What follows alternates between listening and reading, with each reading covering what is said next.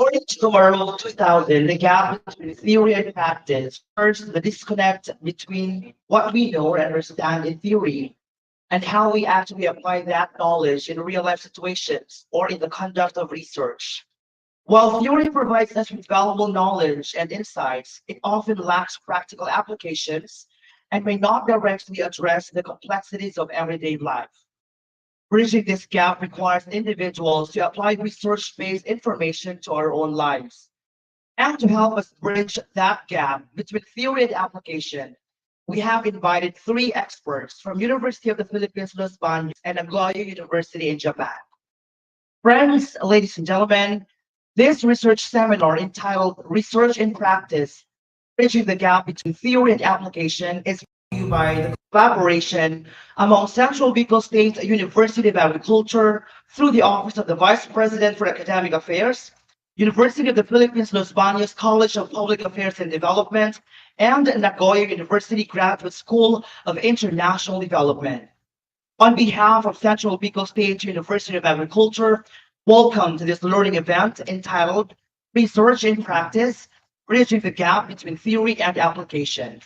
To officially start, may I request everyone to please all stand for the opening prayer to be given to us by CBSW Chorale. Likewise, please remain standing for the singing of the Philippine National Anthem.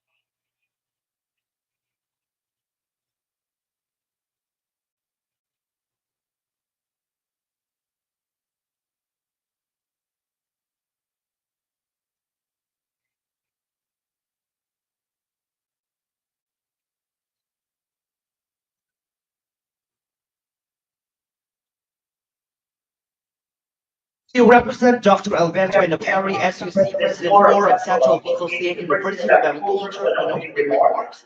May I call Attorney Minador Paulinho, the Vice President for the Vice President for Administration and Finance.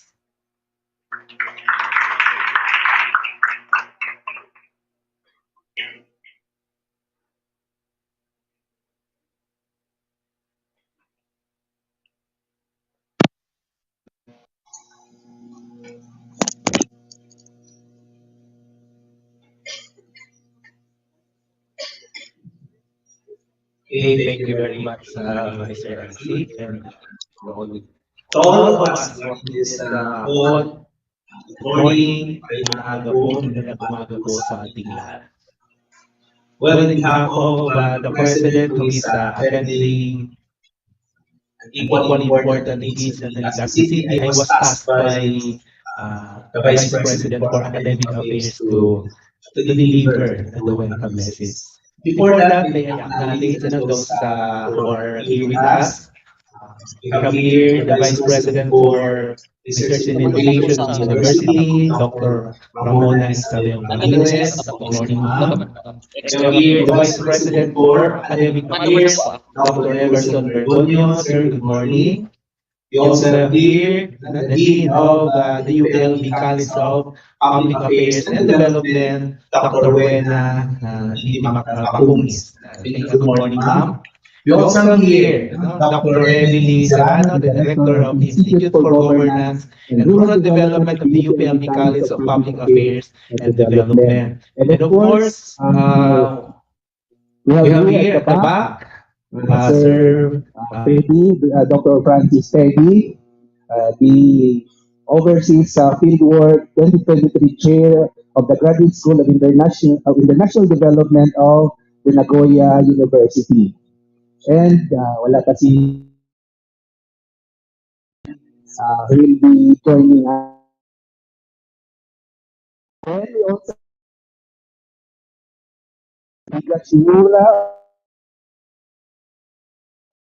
yung Nagoya University, sir. Good morning. Welcome to the CDSUA.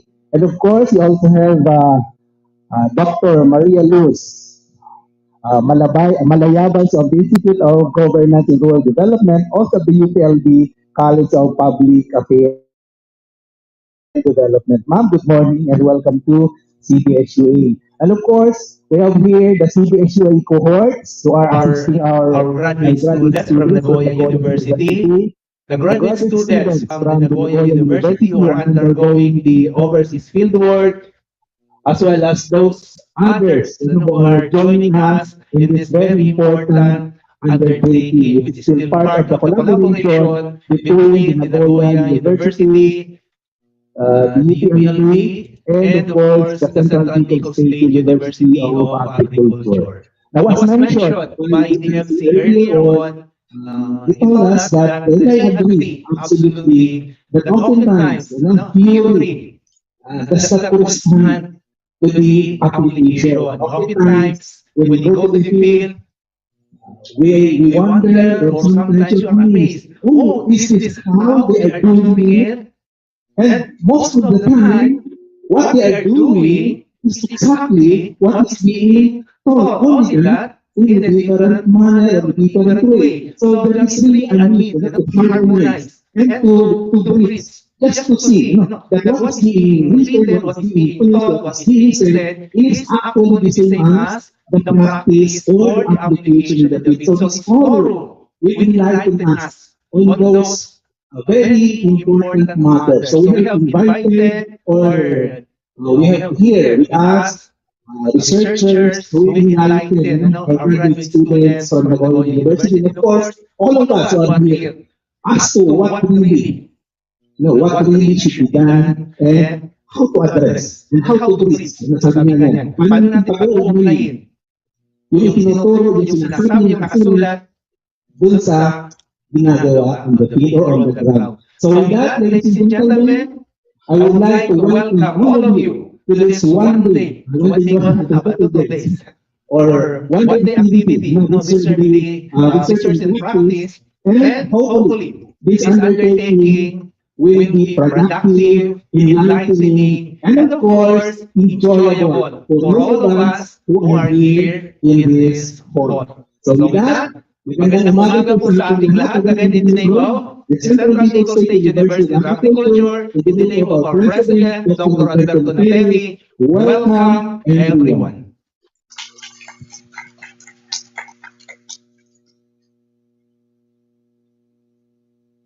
Thank you very much, Attorney Dividor for Review, the Vice President for Admin and Finance. Dr. Ramona Isabel X. Ramirez, the Vice President for Research and Innovation of CBSUA, will give her opening remarks.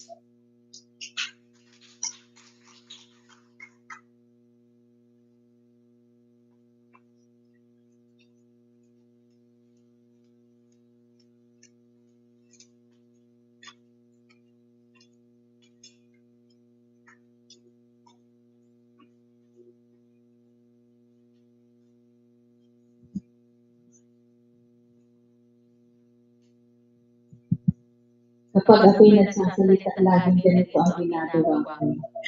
Siguro, nakikita at pansin niyo naman kung bakit. Ang aking pagbati ng magandang umaga sa lahat. Unang-una, first of all, to our partner Professor Higashimura Takeshi of Nagoya University, together with all the Japanese that are here with us. Also to the team of UPLB, headed by Dr. Lorena Bacugis, and to our participants from the Central Bicol State University of Agriculture. A blessed morning to all of us.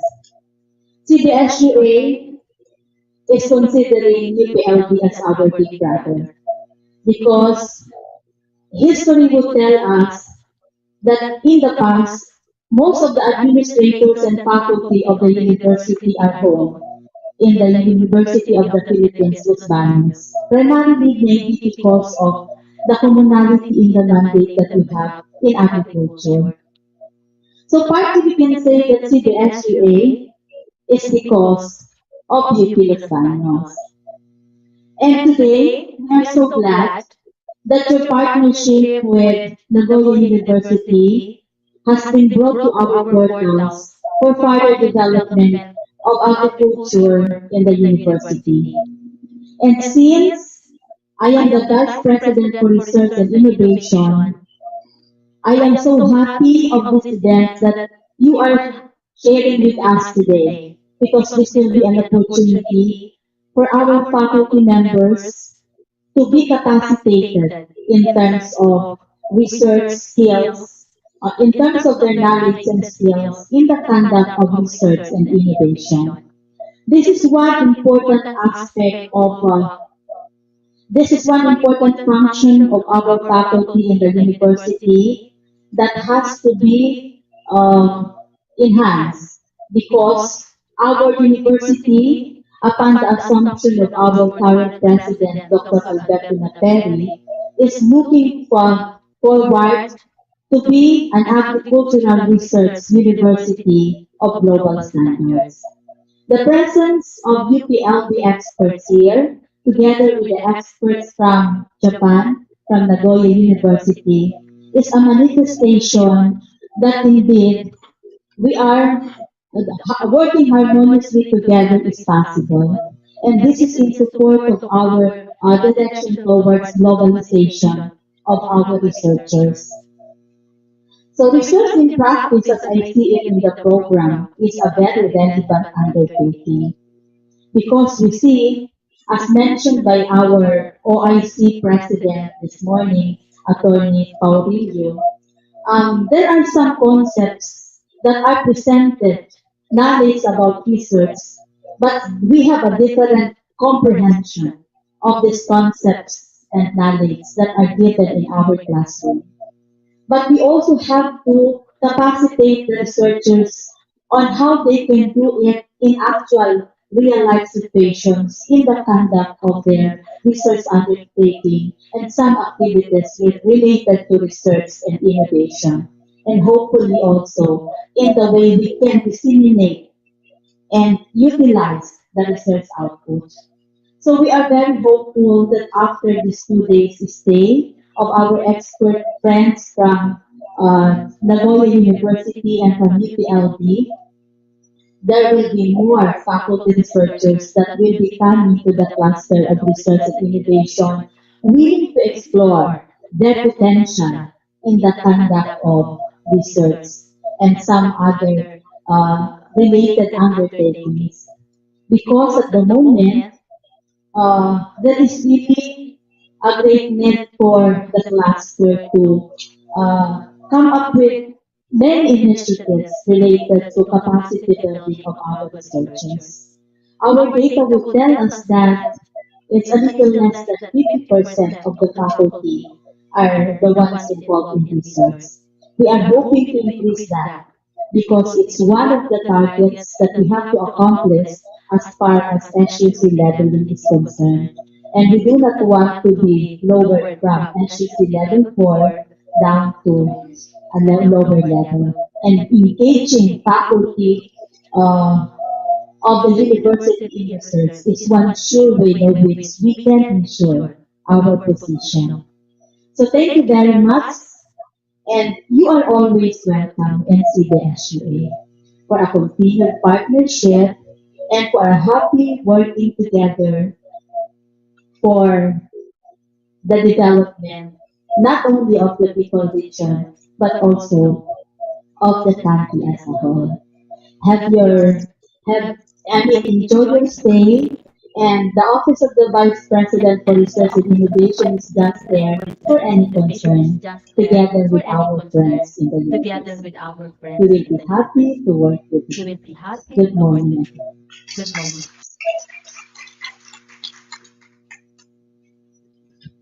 Maraming salamat, Dr. Ramona Isabel Ramirez, our Vice President for Research and Innovation of the university. At this juncture, ladies and gentlemen, let's listen to the message from the Dean of the College of Public Affairs and Development of the University of the Philippines, Los Baños. Please give a round of applause to Dr. Rabina Bacons.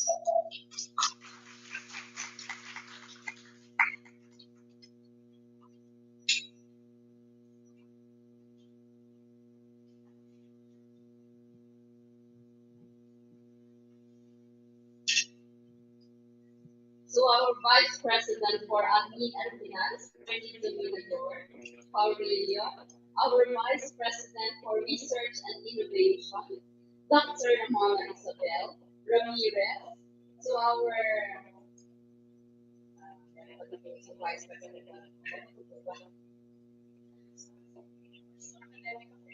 Okay. Vice President for Academic Affairs, sir. Dr. Emerson L. Bergonio, to our Director for Curriculum and Instruction Division, Dr.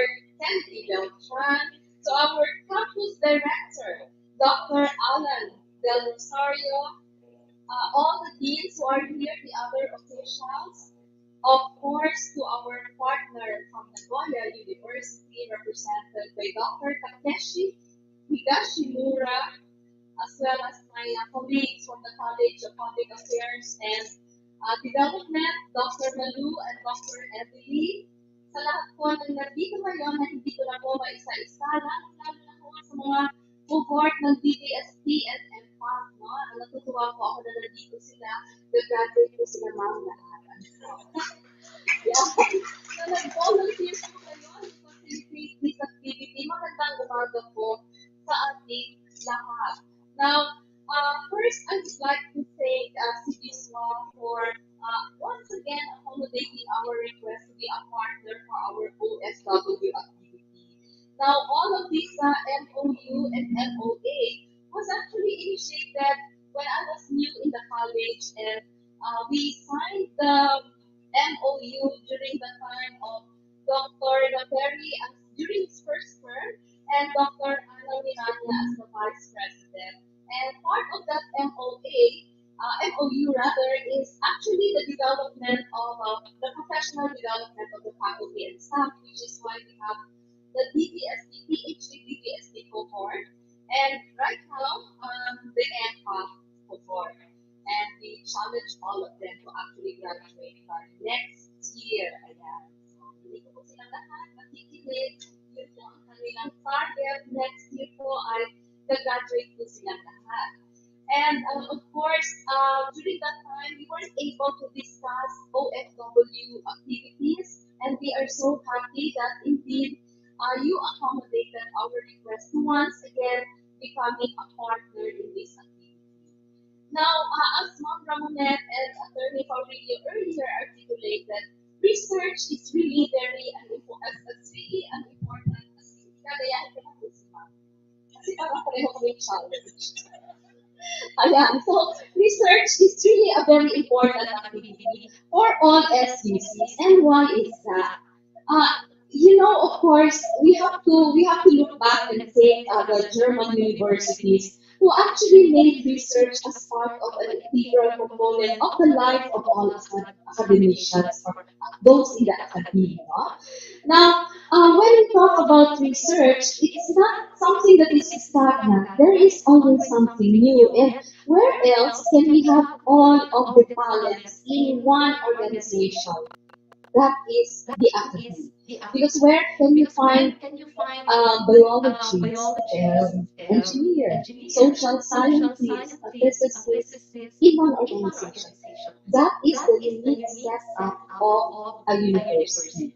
And which is why it becomes really powerful if we continually churn out new knowledge. So, especially if we co-produce knowledge, we work with one another, then we are able to produce very useful and practical, not only knowledge, but even technologies. So, when we talk about research, as I've said, parating may bago eh. Sino ba ang naggagawa ng ethics before? Ngayon, it's a major concern for all of us. How many how many methods were there before during my time as a college student or even as a young professor? Now there's just so many. And it is very important that we continually learn. And that is learn. And that is our business, correct? To continually know what is new in the field. Kaya nga po, as professors, we should be the ultimate and the consummate marites. Dapat tinatanong natin what is new in the field.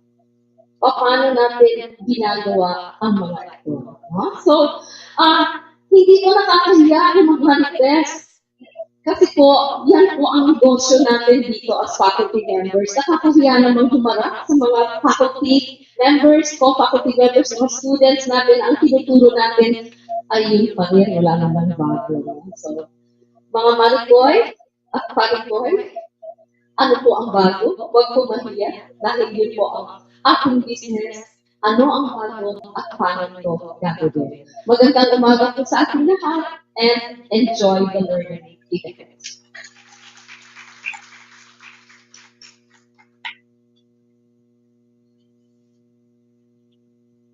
Thank you very much, Dr. Rabina, D.T. Baconis, the Dean of the College of Public Affairs and Development of the University of the Philippines, Los Baños. At this point, let's also listen to the message coming from one of the professors in the Graduate School of International Development from Nagoya University. Friends, let's welcome Sensei Takeshi Yasumura.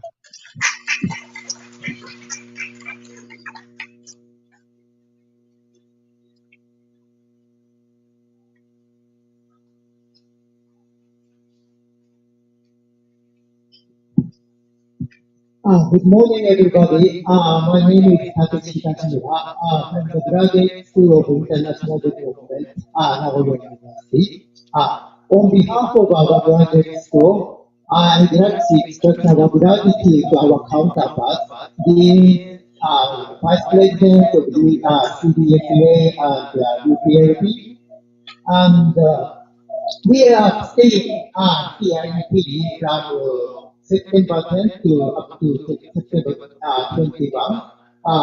This is a part of our curriculum, academic activities, which we call overseas field work. This year, we have 14 master's program students, and core faculty members, including myself. The purpose of our fieldwork program is to provide direct opportunity in order to provide hands experience with students who do not have experience of conducting fieldwork in different countries, dealing with different development issues, namely economics, governance, and education. So far, we have conducted our overseas fieldwork program several times, thanks to the academic exchange agreement with UPLB. And this year, in addition to UPLB, we are very grateful for the cooperation of CPSU. I believe that our students are enjoying their stay in PEDDIE, not only their research experience, and also with the physician school of people region, and also welcoming atmosphere in PEDDIE and this region. Today's program, research in practice, bridging the gap between theory and application is actually which our students experience now. Because before coming here, students spend a semester for the preparation, but in practice, when they actually teach here and observe studying reality in the field, they acknowledge the gap between what they learn before coming here and what they actually observe here. In that sense, I think that today's program concept is very different. Well, unfortunately, my colleague, the chair of our fieldwork program, Professor Peddie, went back to Japan due to his urgent matter, but later he will provide an online presentation. Finally, I hope this program will be a fruitful time for all the participants and will be memorized as a good sign of cooperation between our graduate school and the CBSA and the UPL. Thank you very much for your attention. Maraming salamat po.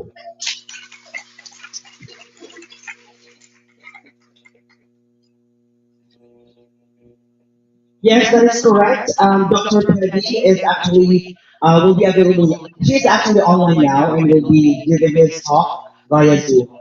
So on behalf of CBSUA once again, Domo Arigato gozaimasu, Dr. Takeshi Bashimura from Nagoya University. Are you guys ready for our first speaker for our learning experience today? Okay, so we're going to be doing that a little later after the photo opportunity. We will request all our visitors from UPLB and Nagoya University together with our officials from CBSUA to please come up on stage for a photo opportunity para po at least kung may mga gagawin ng ating mga officials from the university, we already have documentation.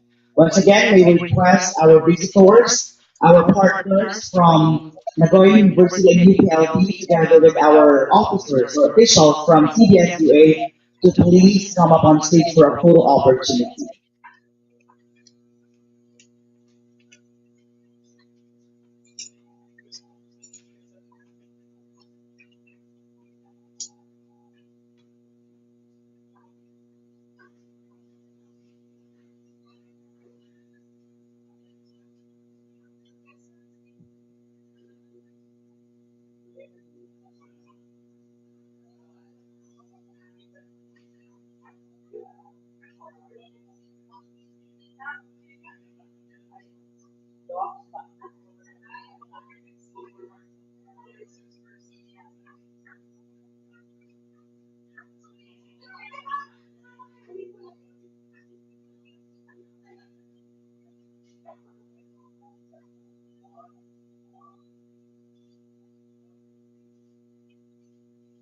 We would like to also invite our participants to please be here on stage for a full opportunity as well with our resource seekers, and visitors. Once again, our participants, you may want to occupy the available spaces for photo opportunity.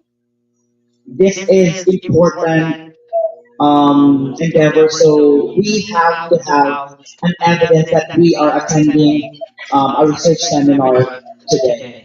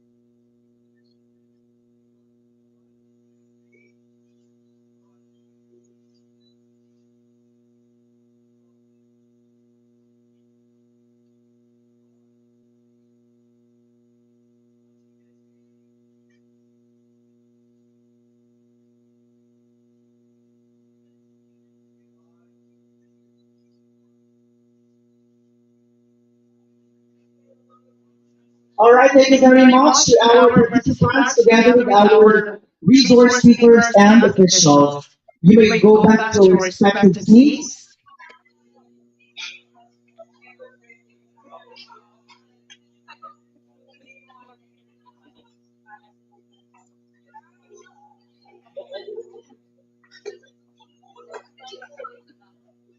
At this point, to give the overview of the training program, yes, so I'm Associate Professor and Director of the Institute for Governance and Rural Development of CPAC, UPLB. Dr. EVELIE P. Serrano will now be providing us the overview of the training program. Good morning, everyone.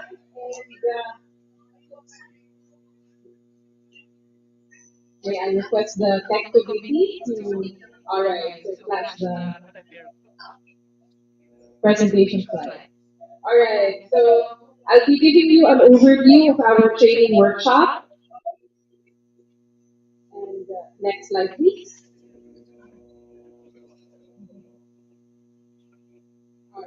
Okay. So basically, this just to give you a background. So this training workshop is part of our overseas program activities, which we are facilitating in partnership with the Central Bicol State University of Agriculture. So we, meaning the College of Public Affairs and Development at UPLB, and the Graduate School of International Development at Nagoya University.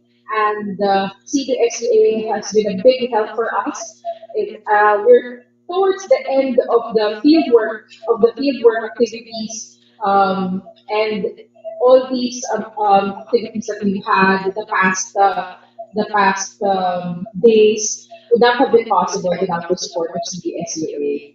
And so to give back to CDSUA, we thought of this learning event, which we hope would help in the enhancement of your human resource. So the enhancement, the capacity, okay, enhancing the capacity of your human resource. And the topics that we would cover this morning um, were actually requested, okay, by the officials of CDSUA and the organizing committee that volunteered, okay, to help facilitate this event. And so, for this seminar workshop, the participants at the end of this seminar workshop, you as participants should be able to first identify the appropriate research tools for your study. So I understand that you have been requested to bring with you a research proposal that you will be working on. So basically to improve your research proposal. And so after today's seminar workshop, you should be able to identify the appropriate research tools, quantitative and qualitative research tools for your study. And then next, you should be able to facilitate interviews and focus groups effectively.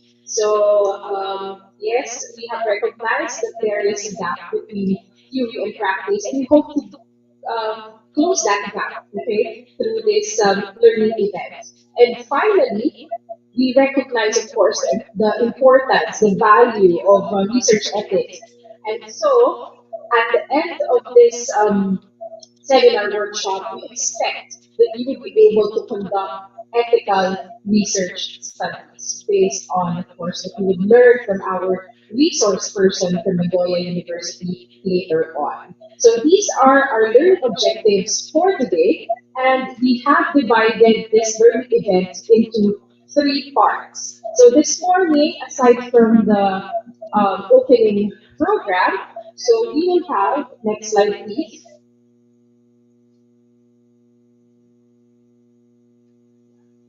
part one is the seminar. So we will have three lectures this morning, starting with um, quantitative research, and then we'll also be talking about qualitative research, and then we'll be focusing, by the way, on, because these are really broad topics, so we'll be focusing on the methods, because as mentioned earlier, one of our objectives is for you to be able to identify appropriate tools, okay, for your research. And so, aside from quantitative research and qualitative research methods, we'll also be talking about research ethics. Okay, what you would learn today would guide you as you conduct your research studies. And then, after the three lectures, we'll open the floor for question and answer. So we'll have an open forum after all the presentation. So that's part one. Okay, so we end the first half, okay, of our learning event with the open forum or Q&A. And then we'll have a break, okay, we'll have lunch, and then when we return, so that would be part two, okay, of the learning event. So next slide, please. So part two is the workshop. All right, so you will be divided into groups. We'll have facilitators who will be helping us with this, and each group would choose a research proposal that you would work on. Okay, so choose a research proposal. I suppose some of you would have their own research proposal. So if you, when we divide it into groups, you will just decide on which proposal you will work on. Okay, then next, together with your group mates, all right, so you're going to improve the research proposal based on what you have learned from our resource persons. So from the lectures that we've had this morning, so you will make the necessary improvements on your research proposal. Then next, okay, take note that our focus is on the research methods and the tools, all right? And next, please. And then during this workshop, this is just an hour, okay, an hour workshop. You're going to prepare also with your group mates the presentation slides that you would be using in the next part of our learning event. So the last part of our learning event is, okay, next slide please, the presentation and critiquing. So we'll be having group presentations and using PowerPoint or Canva, we're going to present the following. Okay. So first, the overview of your proposed research, just a brief, okay, overview, just to emphasize, right? So when we say overview, it has to be short, so it has to be just a quick overview of your research so that you would have an idea as to what kind of research you'll be doing. And you also have to present this one is very important. You have to present your research objectives. Okay, so the methods, as you will learn later, would also depend on what you want to achieve, on your purpose for your research. And so please list, okay, your research objectives. Make sure they're part of your presentation. And next is the research design, just an overview of the research design. How do you plan to do this research? So this would be very short as well. And more importantly, the research methods and the data collection tools that you want to use, okay, for your study. And lastly, okay, each group will have 20 minutes to present. And after the presentation, okay, so after each presentation, we'll have our research persons, including the dean, Dean Moholis, to critique, okay, your presentations, okay, your proposals, right? So that's for the third part, okay. So all in all, yeah, so that's what we can expect, okay, from today's learning weekend. So we start with the lectures, and then we will end the morning with the Q&A, and then in the afternoon we open the learning event again with the workshop, and then lastly we'll have the presentation and the critiquing before we have the closing program. All right. So any questions so far? No questions so far.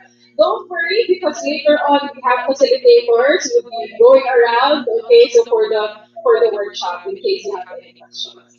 All right. So I won't keep this long. So I think it's time to have our first lecture. Thank you very much. Thank you very much, my dear advisor, for my dissertation, Dr. EVELIE P. Serrano. All right, so let's now proceed with our lecture. I will be introducing first our first resource person. Before she joined the College of Public Affairs and Development as an assistant professor in 2001, sorry, our first resource person joined the College of Public Affairs and Development as an assistant professor in 2001. Her research interest lies in technology adoption and focuses on rice productivity in areas significantly affected by flood and drought. She also studied women in rice farming, particularly how the decision making about household and farming related decisions affect their livelihood. Her current research interest is how gender roles can bring newer insights into formulating new policies and interventions in addressing the problem in agriculture. Prior to joining the PhD program at Arizona State University, she was an assistant scientist at the International Rice Research Institute in the Philippines. She provides technical support in implementing different projects dealing with rice technology adoption in flood and drought-prone areas in several South Asian countries, which led to her extensive research experience. Ladies and gentlemen, our first resource speaker is Dr. Maria Luz Malabayabas.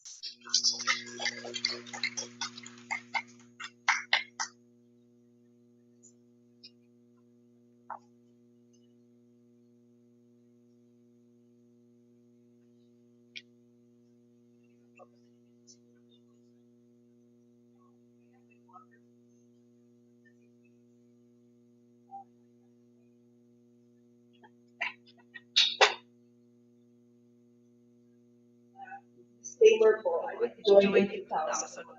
I joined in 2021. So,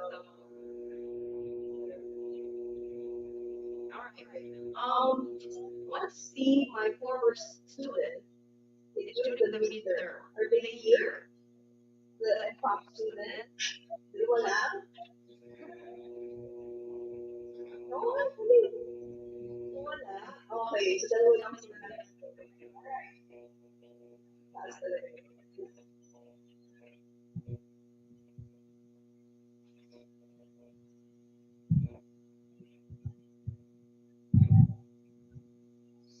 Alright. Let's try. So,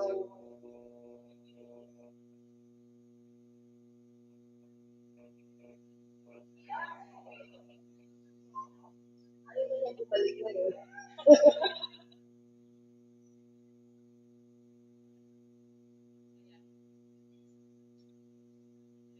So, sila lang ang gagawa. Alright, so my task is to give the lecture about quantitative research. Right. Alright, can you go to the next slide, please? Alright, so this is my view in the plane. I'm sitting on the window seat. during our flight going here. So as you can see here, these are all rice farms, right? Um, all of them are rice farms. We have different colors. I used to work in the rice institute, so the greenest one are the older, they're planted earlier compared the lighter green. And as you can see, the yellow one is like, I think they're follow or about to plant. All right. As a as a scientist or research scientist, you think if I say that the rice farms, the average rice farms here produces 3.5 tons per hectare, are you going to take it right away? So that's gonna be my question. Are you going to when I say, oh, that view, the one I see, the average rice produce is 3.4 tons per hectare. So being a researcher, are you going to accept that claim of mine? Are you going to accept it? No, right? Because we need to evaluate things, right? As a scientist, we depend on facts, right? So we need to evaluate the facts we have. We need to check the sample design if we have a proper sample, and we need to do some testing, like hypothesis testing as well. So it's not that we need to capture every farm here, but to make sure that each farm or the farm that will be sampling will be will help us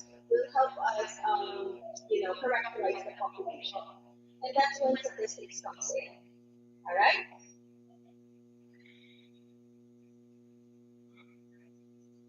Okay. So research methods usually before it's going to be a qualitative and a quantitative.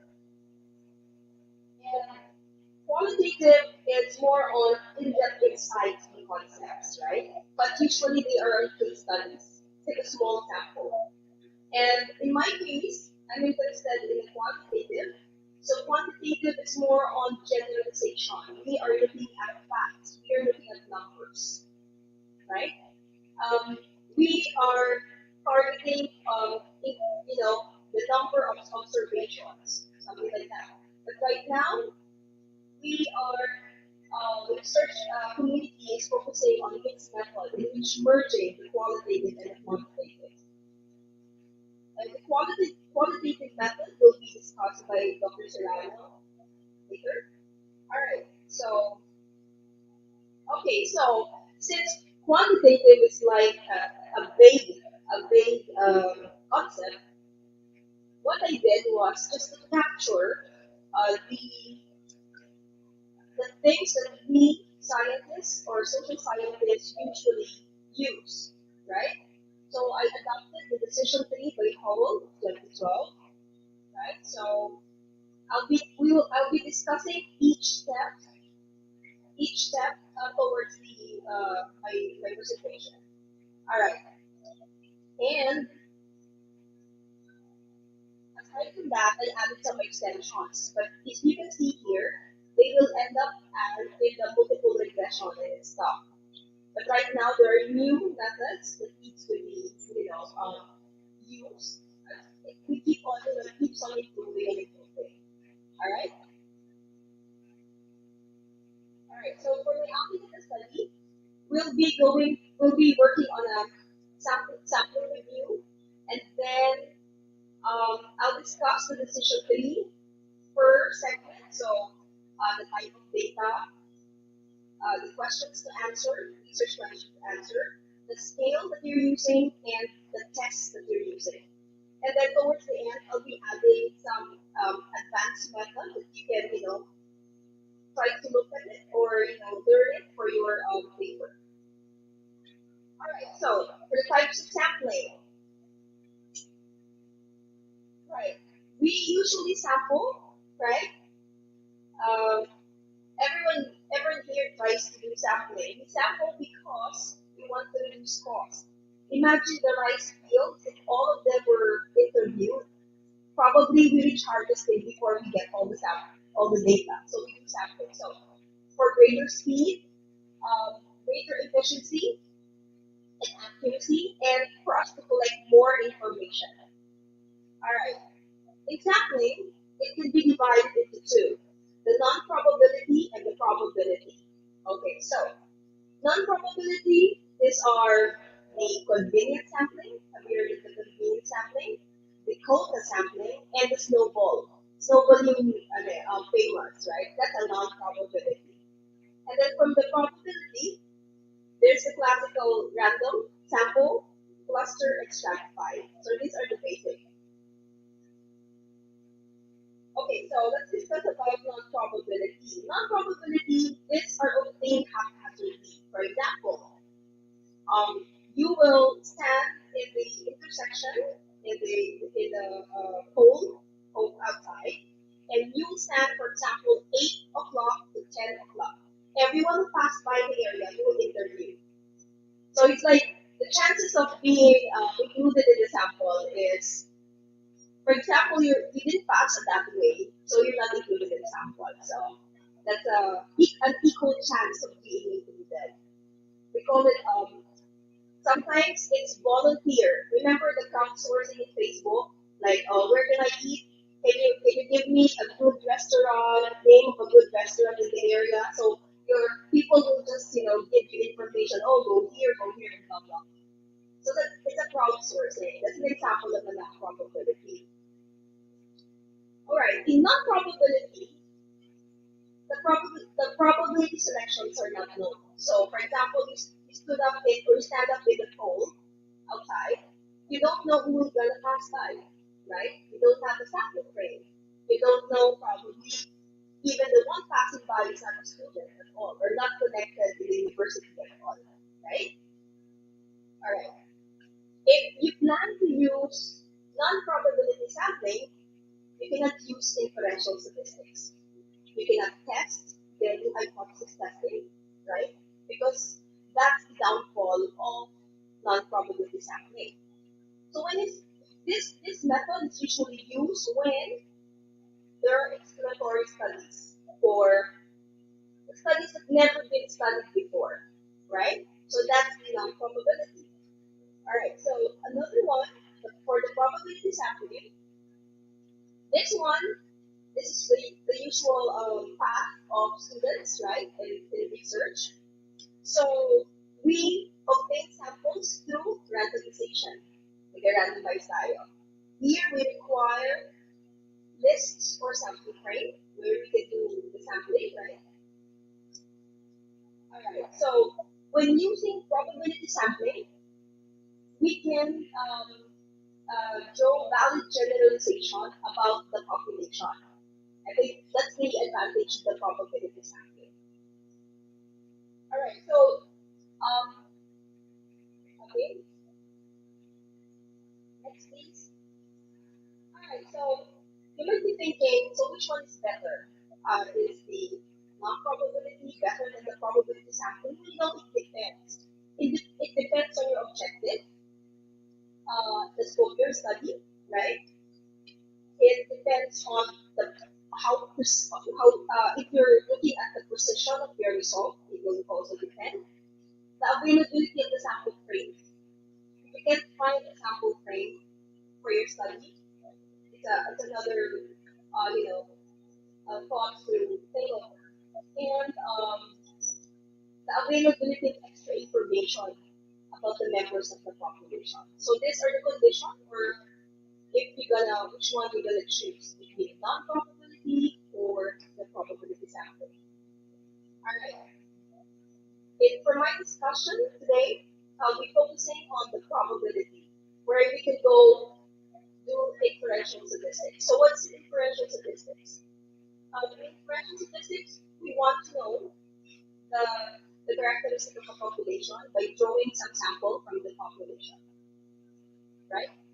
So we assume that the sample we got in the population is a representative. So we can can try doing hypothesis testing and some estimation. Okay. All right. So in sampling, you have non-probability and probability sampling. There are two types of tests that we can do.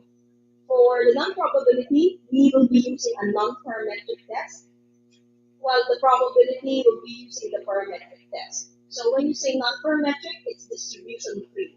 So normal distribution doesn't exist in a non-parametric. In the parametric test, uh, normal distribution must, something like that, the distribution must be there, and we can make assumptions about the population based on our sample.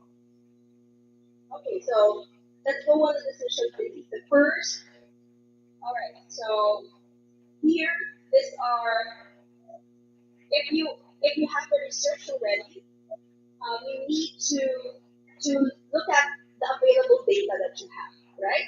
So based on the data, you will identify if it's for measurement or frequency. When you say measurement, it's the result of measuring something, right? So whether those sample is the weight, the height, right? The speed of the car, that's the measurement. Well, in frequency, these are, you can count. So these are, for example, number of people who are attending this activity, right? All right. So there are types of data that we need to be very familiar with. The rank or order. When you say rank or order, these are ordered relationship. For example, the economic status, we have the low, medium, and high. You can match them, right? There's also nominal data.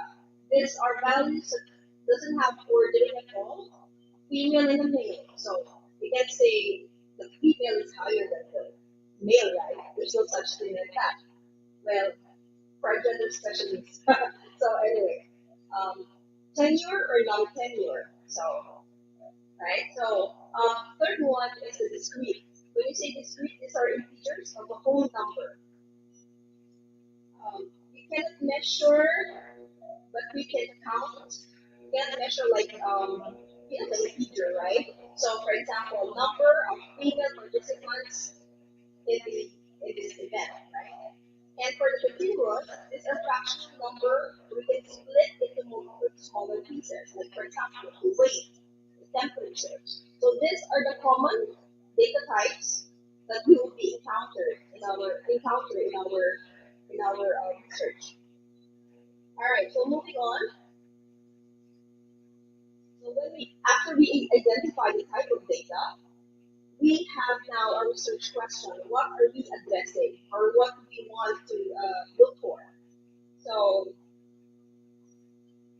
right. So there are two types of questions that most of the social scientists are objecting: the similarities and the differences.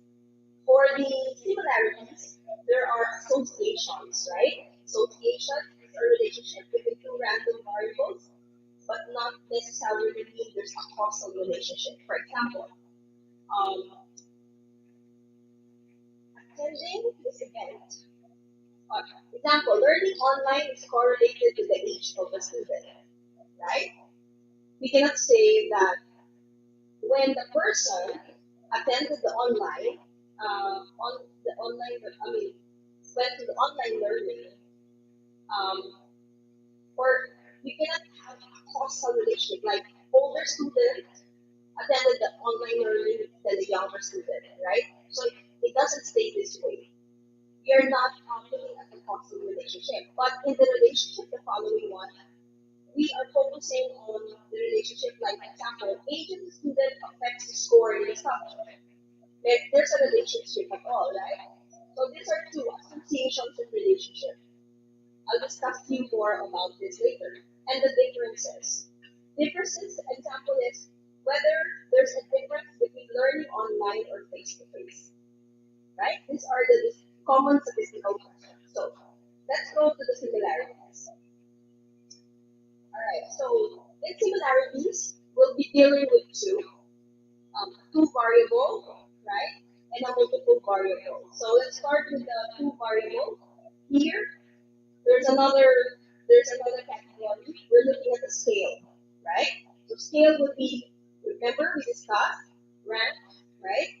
Um, Continuous, and there's a dichotomous. So in our case, for this afternoon morning, we'll be just discussing the continuous and the rank. Okay. All right. So if you have a continuous data, right? Usually, what they use is the Pearson's correlation.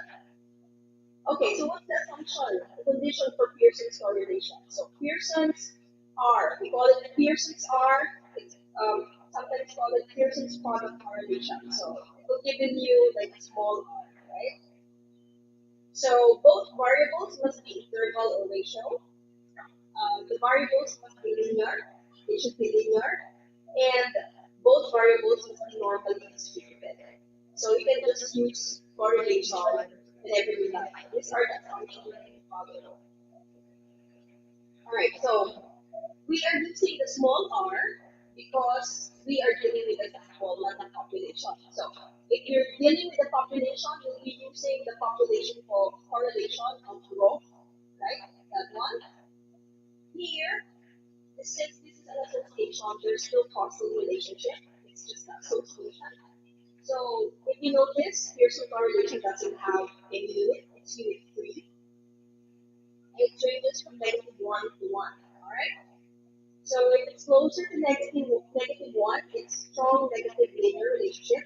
If it's closer to +1, it's positive linear relationship. Okay. Alright, so for the interpretation, um, okay, so this is how we interpreted the coefficient. So it starts with negligible correlation up to the very strong correlation. Alright? So we want to test the correlation. If it's, for example, you're testing if the two has an association. So our hypothesis for this is that um, rho is equal to 0 and rho is not equal to 0. So rho is equal to 0, there's no correlation, that's a null hypothesis. And our alternative would be the correlation exists. Alright, I have a question. Why did we use the rho instead of R? Anyone? Anyone? Why did we use the rho instead of R? Yeah, so we are testing the population, right? We are not testing the sample. Very good. Palakpakan natin siya lahat. Very good. So, in hypothesis testing, we are testing the parameter, not the sample, the statistic. So, if you're going to write the null hypothesis, it should be the parameter, right? Good. So, for testing the coefficient or the Pearson correlation or Pearson coefficient, we are using the t-test, right? It's the t-statistic equation. And the critical value, depending on your alpha, so I put it here like 105. If you want to be stricter, it's 1%, or if you want to be lenient, you put 10%, right? Degrees of freedom is n minus 2, and then after that, you do a decision. All right, so another association is the using a rank. If you're using a rank variable, you need to use Spearman's rank order coefficient. It's like the Pearson, but there's like an S, right? It's the Spearman's rule over here. So here they're looking at the degree of association between two rank variables. So before it's a continuous, this time it's a rank. It's an order. So x and y must be ranked or ordered. And okay, so this is the equation for that, right? So let's move on. All right.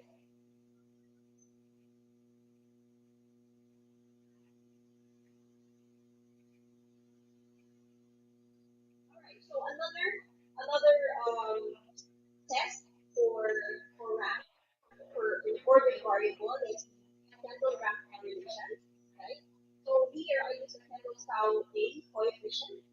Tau is the Greek letter. Alright, so here it's like a experiment, right? Measures correlation between two ordinal or rank variables, right? And here they use square tables. So when you say square tables, what does it mean? Square table.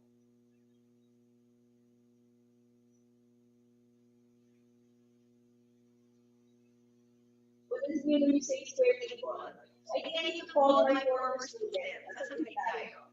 Maging sa likod, oh. That's my opinion. When you say square table, what does it mean? Si Don, and si Colette, and si Cherry. When you say square table, ano yung sabihin nun?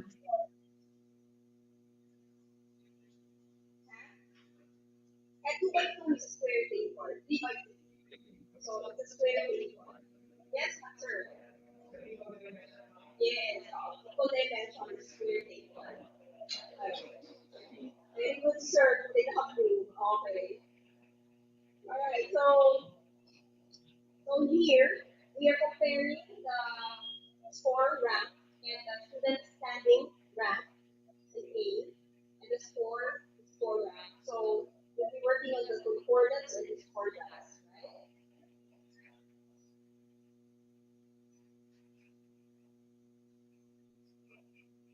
Right. So here you can test it compared to the spear method. You can test it. Here you can test it using our null hypothesis test that there's no agreement between the score rank and the student rank, and alternative is a written agreement. Okay, so the statistical test usually used here is the alpha, say call that one, and then right. So the problem when using the candle is that their distribution is not it's not easy to characterize. So the rule of thumb here is multiply the result of the test, multiply it, the absolute value, and that's going to be the p-value right away, right? So p-value, if it's less than the level of significance, it's significant, right? That's how this association works. All right. Okay. As of this moment, we discussed about Pearson correlation. If we have two continuous and ordinal to ordinal, it's Spearman Campbell. So I will not go to discuss the rank visceral and the point visceral. So these are for nominal and continuous, ordinal, nominal. Right? So, okay, for now we'll be just discussing the two tests. All right, let's go back to the decision tree. All right, so now we have multiple variables. I think everyone is very familiar with this, with the multiple regression, right? All right.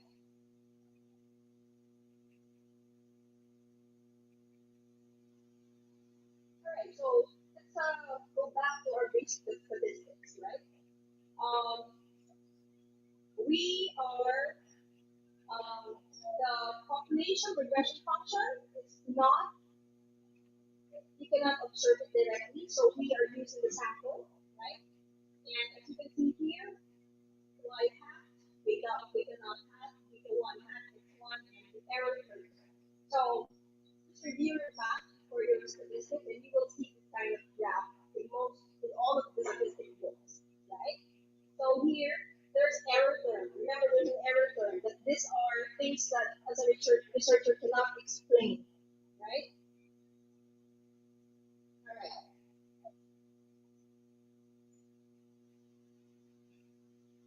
Okay, so to start with the simple linear regression, it means that there's one predictor, the x, and there's one, of course, it depends on this one, y, right? And there is an error, right? We use x to predict y. information in text to predict why. But in reality, this is a no-no, right? There are a lot of factors. If you're looking at the regression, there's a lot of factors affecting or explains the why. So now, what you can see in most of the papers is the multiple linear regression, right? So there are different predictors that use to predict why, right? So like this. This is a simple one. Anyway, so regression, some people think is, at my perception, is the most abused model because it's like people think that, okay, I cannot run this, okay, use the regression. But it is one of the toughest model because there are a lot of assumptions to prove and to test. So these are the assumptions. If you're running a regression model, these are the tests that you need to comply for you to use the linear regression. And it's a little, like, I should say, hard requirement. So the first four are important. All of them are important. But in terms of priority, the first four should be there. And there's additional. So linearity, because it's a linear regression, it should be linear. Independent error curve, right? Normality of the error curve and the equal variance. So here we're working on error curve, right? Error curve. So um, for the additional one is the variability in X. Another is zero means of disturbance mu, zero covariance between mu1 and x1, no autocorrelation, no perfect collinearity, and no specification bias. These are the common assumptions that we need to fulfill.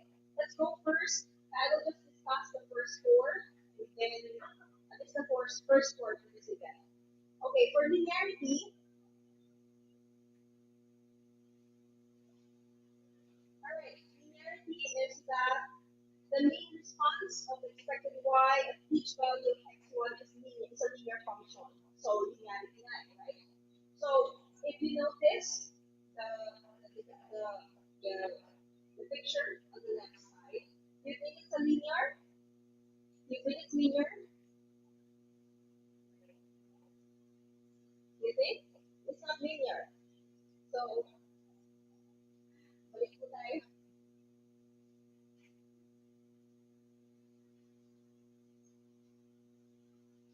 Alright. So, the left side is a quadratic, the right side is exponential, and the lower one is a cubic. We want a linear, right? So, when you say linear, there can be linear in parameters or linear in variables. So, model 1 is linear in parameters and linear in variables. Model 2, linear in parameters and not linear in variables because of x squared, right? Model 3 is linear in parameters but not linear in variables. Not linear in parameters, but linear in variables. Okay, so let's look at the linearity diagnostic. So I'll just list down the common diagnostics. Right? All right, first one, so graphics. Graphics help a lot in first initial diagnostic. So this one is the um, standard standard residual and the standardized predicted value. So you need to plot it. What we want is that if the dots here would bounce randomly in zero, like a square line. So can you see a pattern? When you look here, can you see a pattern? How can you see a pattern? Anyone can identify a pattern? Yes, sir. It's like a megaphone facing the left side. So imagine yung megaphone. So now you need to know about outliers. Probably one causes this one is outlier. So for linearity, always make sure start with the graphics first and then go on the tests. Alright. So also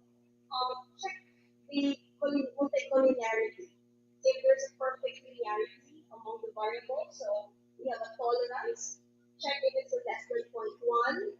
VIF, the variance indicator factor, if it's greater than 10. And if the VIF is average would be greater than 5. So flag na yun, there's a multicollinearity. Alright. The next one, assumption, is the independent error term.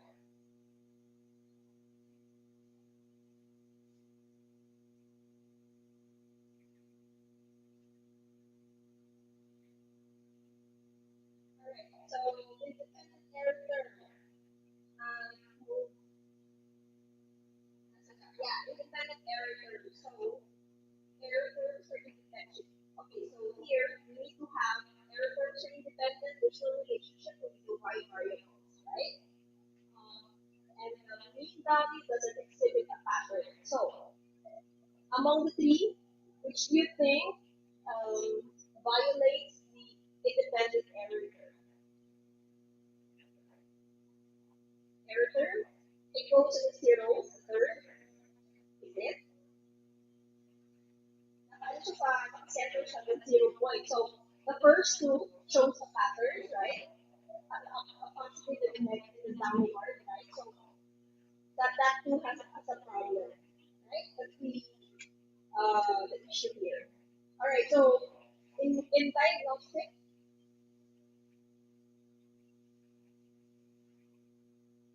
okay. So again, you can use the graph and look at how the values bounce randomly from zero around zero, and there's also what you call the Durbin-Watson test. Check if there's a violation or autocorrelation in your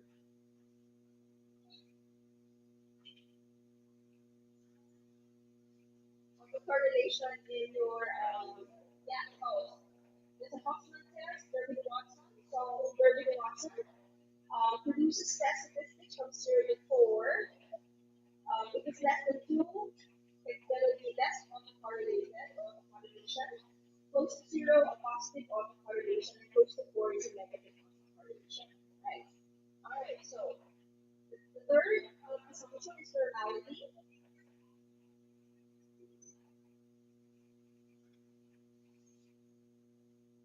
Right? So if you're going to read the books or papers, they will say the distribution is normal, right? So normality is one of the important assumption in linear regression. And here, um, if you're if you have a normal distribution, you can use S test and P test, right? And also, you might heard the central limit theorem. They use central limit theorem for because they assume that larger number of independent and identical distribution random variables, the distribution of their sum tends to normal distribution of such variables increase indefinitely. Meaning, if you increase the observation, it becomes normally distributed. Okay, so what are the diagnoses for the normality? I always start with the graphics. You will never go wrong with the graphics. The QQ plot. So in QQ plot, we want to find the one that falls in the 45-degree line. So here there's a deviation, right? Like in the point 4. It doesn't go in the 45 degrees. So probably check the outliers again if there's an outliers. Right? Okay, so what I did was I did a histogram and look at it's more skewed to the right, right? So that's for your manual. Also, you can do tests, the Shapiro-Wilk test and the Komarov-Shapiro test for normality. These are tests check normality. Okay, the third one is equal variance, right? So the fourth one is equal variance. There's also the homoscedasticity, they call that one. And the fourth one is equal variance. Not working. The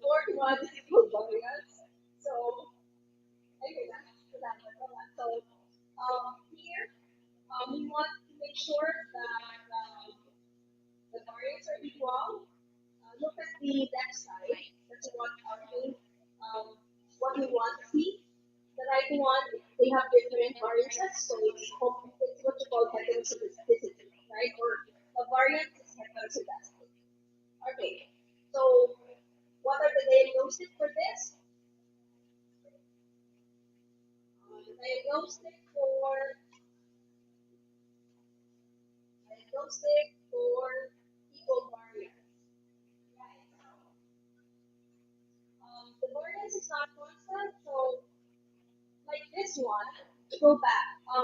Which one do you think is a homoscedastic variance? So, all right. So look at the look at in the middle. It shows like a megaphone, right? It shows a pattern. So it's heteroscedastic. The third one is a nonlinear fixed quantity, right?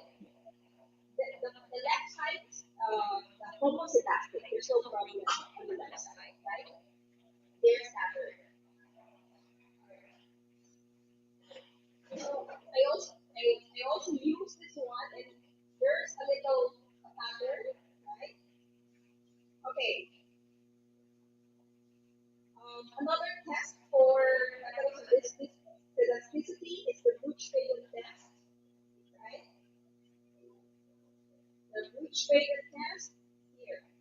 Um, doing the Brooch-Fagan, it assumes error terms are distributed, right? All right. So, what are the common remedies if we saw some violation? All right. So, for the assumption of linearity, what are the common remedies if you found, if you diagnose that you are violating it? First, transformation of variables a natural law. Um, you may include other variables, right? And for the multiple linearity, maybe you need to remove the variable that affects the other, but cautiously. You can't just drop the variables, right? Cautiously. For the independent error term, check if there's a specification of the model. You can use the generalized least square and the instrumental variable for this, right? And for the normality, the box transformation and check for outliers. For the last one, for equal variance, transformation of variables, use of robot standard errors and weighted least square. So these are just for the four assumptions. So if you're interested in using linear regression, you need to look at the other assumptions. There are other assumptions, right? All right, we're done with the similarities. Now we go on the frequency. We're done on the measurement, right? We go on the frequency. All right, so for the frequency, we'll be focusing on the multiple categories and by using chi-square, right? Right? All right, so you know about the chi-square, right? So chi-square or test of independence, and this is for two nominal variables, only for nominal variables. So we will determine the significance of difference between two independent groups, right? And so we are comparing frequencies, not the mean values. All right. So among the chi-square, there are three types of test for chi-square independence. The first is the P coefficient, right? P coefficient is the 2 by 2 table. Contingency coefficient is for square table greater than 2 by 2. So what are square tables greater than 2 by 2? Ano kaya ang example ng greater than 2 by 2 square tables? Yes, sir. 2 by 2, sir? I'm asking tables, not the nominal variables. when you say 2 by 2 tables, yes, a square table. So greater than 2 by 2, you will be using contiguous C and Kramer's B if the tables are not square. So they're not at the same level, like 2 by 3, 3 by 4, 5 by 6. Alright? Alright, so this is our, okay, now this is our full matrix. If we have both nominal, chi-square, we can use the P coefficient, contingency C, and Kramer's C. Alright. Okay, so we're done with the decision tree, and now I'm doing the extension. Okay.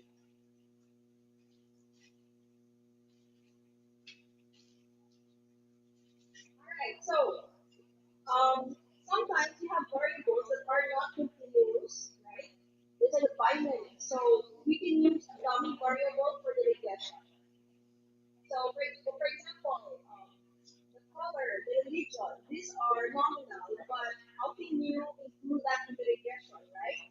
So we need to code it and include that as a dummy variable. So in dummy variables, there's M1, M minus 1, that's the rule of thumb. It's number of category minus 1. So for example, if you have a male and a female, we have two categories minus 1, so we added one variable, right? Alright, so that's for the independent variables. But when your dependent variables is categorized as 1 or 0, right? Like adopt or do not adopt, only two, we cannot use the linear regression anymore. But rather, we'll be using the logistic regression, right? Alright, example of this is the entrance exam pass fail, for example, views and God permit, favor or oppose, or no tenure, full tenure, or no tenure. Right? Another extension for this, we can make it, I think we need to be aware of this, instrumental variables, right? So it's when your regression variables influence each other in the model. So this is when you put an instrumental variable. Also, we call it internal validity. When you omitted a variable that is connected with another variable in your regression, it can affect. So, omitted variable, errors in variable bias, and simultaneous causality. When you say simultaneous causality, the x affects the y, and the y affects the x. Pareho sila. Okay, so how are you going to deal with it? You can use a two-stage square regression to remove those issues. Alright, so for more advanced, if you have a multiple um, logistic regression is just for two. If you have a multiple choices, for example, you can use a multinomial logistic regression, right? Also, you can use a Copic models if you want to censor your y, right? You limit the dependent variables, the Copic model, right? In cases your dependent variable is on the count, we can use the count regression. So count regression. All right, there's two types of count regression. You have the Poisson regression and negative binomial. So here, if you're, for example, you're counting number of people who attended seminars here, right? It's a count, right? So, or for example, use the computer lab and for every day, you're counting that. There are days that there's no zero user, right?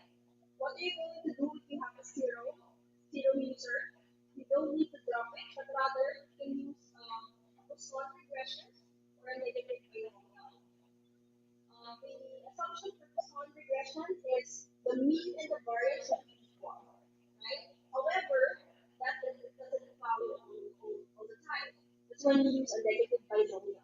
So either your mean variance is under the under dispersion or over dispersion.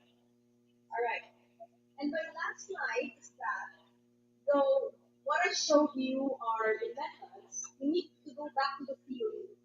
What's behind your paper? For example, you need to understand the underpinning theory based on your study.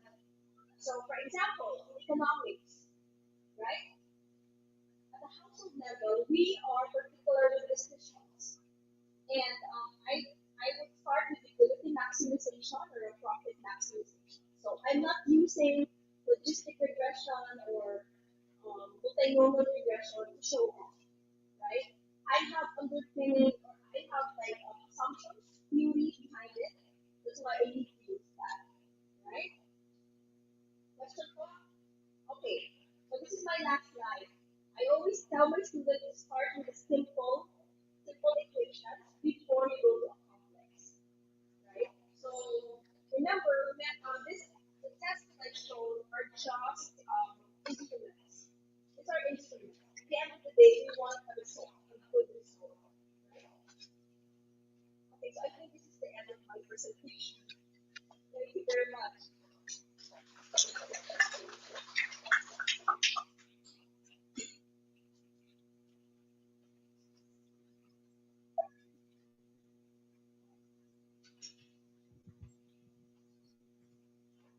Thank you very much, Dr. Dr. Maria Maria Luz Luz L. L. Malabayabas, for Malabayabas the for the very very comprehensive comprehensive discussion on discussion on qualitative qualitative research. research. Later Later on, on, we'll we'll be be asking, asking, we will we be will be opening the opening the floor floor for for question question and and answer, answer as as we will we be will be proceeding proceeding now now to the to the next next resource resource person. person. And And allow me allow to me to introduce introduce her. her.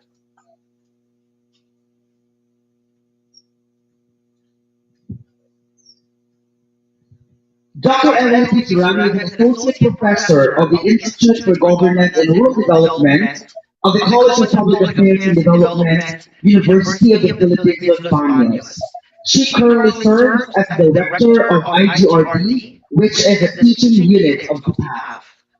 Dr. Dr. Serrano is Serrano a is a full-fledged full-fledged UPLB UPLB alumna, alumna, having having finished a finished a Bachelor of Bachelor of Science in Science in Development Development Communication, Communication, major in major in Science Science Communication, Communication, Master in Master in Public Public Affairs, Affairs, major in major in Education Education Management, Management, and and Doctor of Doctor of Philosophy in Philosophy in Extension Extension Education, Education, minor in minor in Development Development Communication Communication at at UPLB. UPLB. As an As an educator, educator, she she has has handled handled undergraduate and undergraduate and graduate graduate courses courses in in communication, communication, education, and education, and extension. extension. She has She has also also developed developed and and facilitated a facilitated a number of number of training training workshops workshops and and other other learning learning events events related to related to education, education, expression expression and and research, research, and and technical technical writing. writing. Her Her recent, recent, her her recent recent research research involves involves her her recent recent research research involvements involvements include the include the ATI funded ATI-funded project, project, baseline baseline study of study of family family farmers, farmers, fishers, fishers, and and upland upland dwellers in dwellers the in the Philippines, Philippines, and the and the DA DA Bar Bar funded funded project project entitled entitled Taking Taking Agricultural Agricultural Innovations to Innovations to Scale, Scale, Developing Developing Alternative Alternative Strategies Strategies for for Enhancing Enhancing Adoption of Adoption of Rice Rice Crop Crop Manager Manager Strategies, Strategies, for for Enhancing Enhancing Adoption of Adoption of Rice Rice Crop Crop Manager Manager Recommendations, Recommendations, Scale Scale RCM RCM UPLB UPLB component. component. She She has has been been involved involved in in Nagoya Nagoya University University Graduate Graduate School School of of International International Development Development Overseas Overseas Fieldwork Fieldwork Program Program as as field field advisor advisor since since 2015. 2015. Dr. Dr. Serrano has Serrano has authored and authored and co-authored co-authored journal journal articles in articles in education, education, extension and extension and development, development, and and has has won won Best Best Paper Paper Awards in Awards in international international and and national national academic academic conferences. conferences. She is She is also also a a recipient of recipient the of the 2019, 2019, 2021, 2021, and and 2022, 2022, 2024 2024 One One UP UP Faculty Faculty Grant Grant Award Award for for Outstanding outstanding Teaching teaching and and Public public Service. service. Ladies and Ladies and gentlemen, gentlemen, without without further further ado, ado, please please welcome welcome our our second second resource resource speaker, speaker, Dr. Dr. Evelie Evelie P. P. Serrano. Serrano.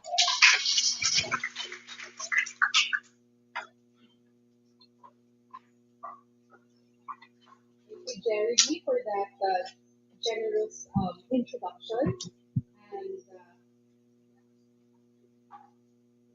next presentation, please.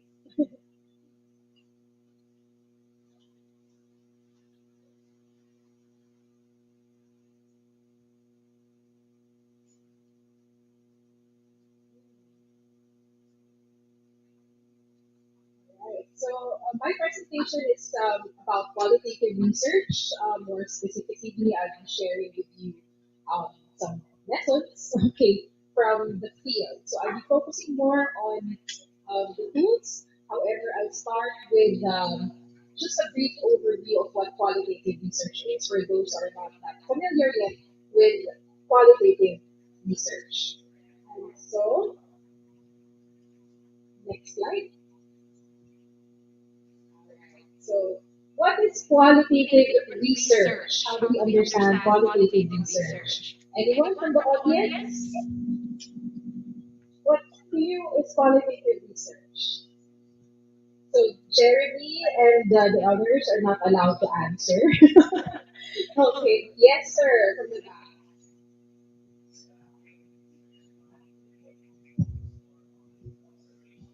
Okay, so it's a field of research that wherein we focus more on observation. Okay, how about the others? How do you understand qualitative research? Okay. Yes. See, Kennedy cannot also answer. It's not eligible to answer. Anyone else? How do you understand qualitative research? On descriptive research. Okay. Right. So let's see. So if you Google okay, qualitative research, most probably you will encounter one of these definitions. Next slide, please. So yeah, most probably you would encounter this definition. It's a type of research that explores and provides deeper, okay, insights into real world problems. So yes, it's really exploratory. Okay, it's yes based on one's observation. Okay, and then most probably you would also see this next definition here. It involves collecting and analyzing non-numerical data. So for those na medyo allergic sa numbers, di ba? They're leaning towards what's this qualitative research. Okay, so this involves collecting and analyzing non-numerical data. Okay, and basically our purpose for qualitative research is to gain insights, okay, and understanding of people's experiences, their perspectives, and how do we do that? Okay, so by studying social organizations and human behavior. So it makes sense yung sinabi ni Sir kanina, no, na yes, it's more on you actually facilitate, you can facilitate qualitative research by doing observations.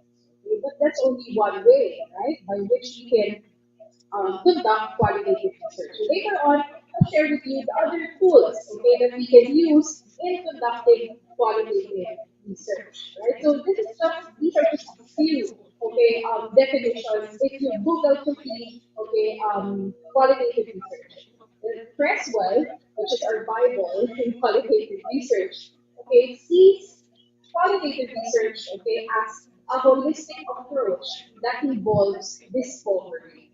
So the conduct of qualitative research really can lead to a lot of discoveries as we observe people, right? As we study okay, their behaviors, and so Creswell, in addition, is sees qualitative research. Next slide, please. Okay, as an unfolding model, okay, that occurs in a natural setting. Okay, and it enables the researcher that is, it enables the researcher to develop a level of detail from high involvement in actual experiences. So meaning to say, if you're going to conduct qualitative research, you are very much immersed, okay, into the research. You're there in the field, okay, you are immersing, okay, in the community, right? You're observing people, you're one of them, okay. So through this kind of experience, it's expected that we as researcher would be able to discover okay, a lot of things. Okay?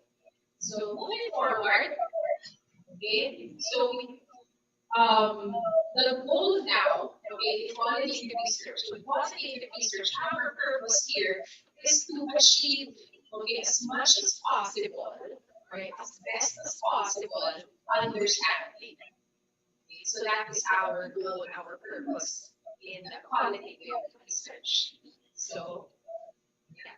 So here, okay, you can see a list. Okay, it's very small, but later I'll be talking about them one by one. So here's a table that summarizes the different types of qualitative research. So you can see here, if you can read, if you're farsighted, you can probably see here narrative, case study, grounded theory, historical, phenomenological, and then ethnographic. So this basically sums up. I think this is a good, summary of the different types. And if you're gonna read this, you can see that each of these types, okay, have different. The goal of the researcher in each of these different types, okay, is different. Okay, so the purpose is different. So let's say, for example, I want to explore, okay, situations, scenarios, and processes. So that's under the narrative, okay, type.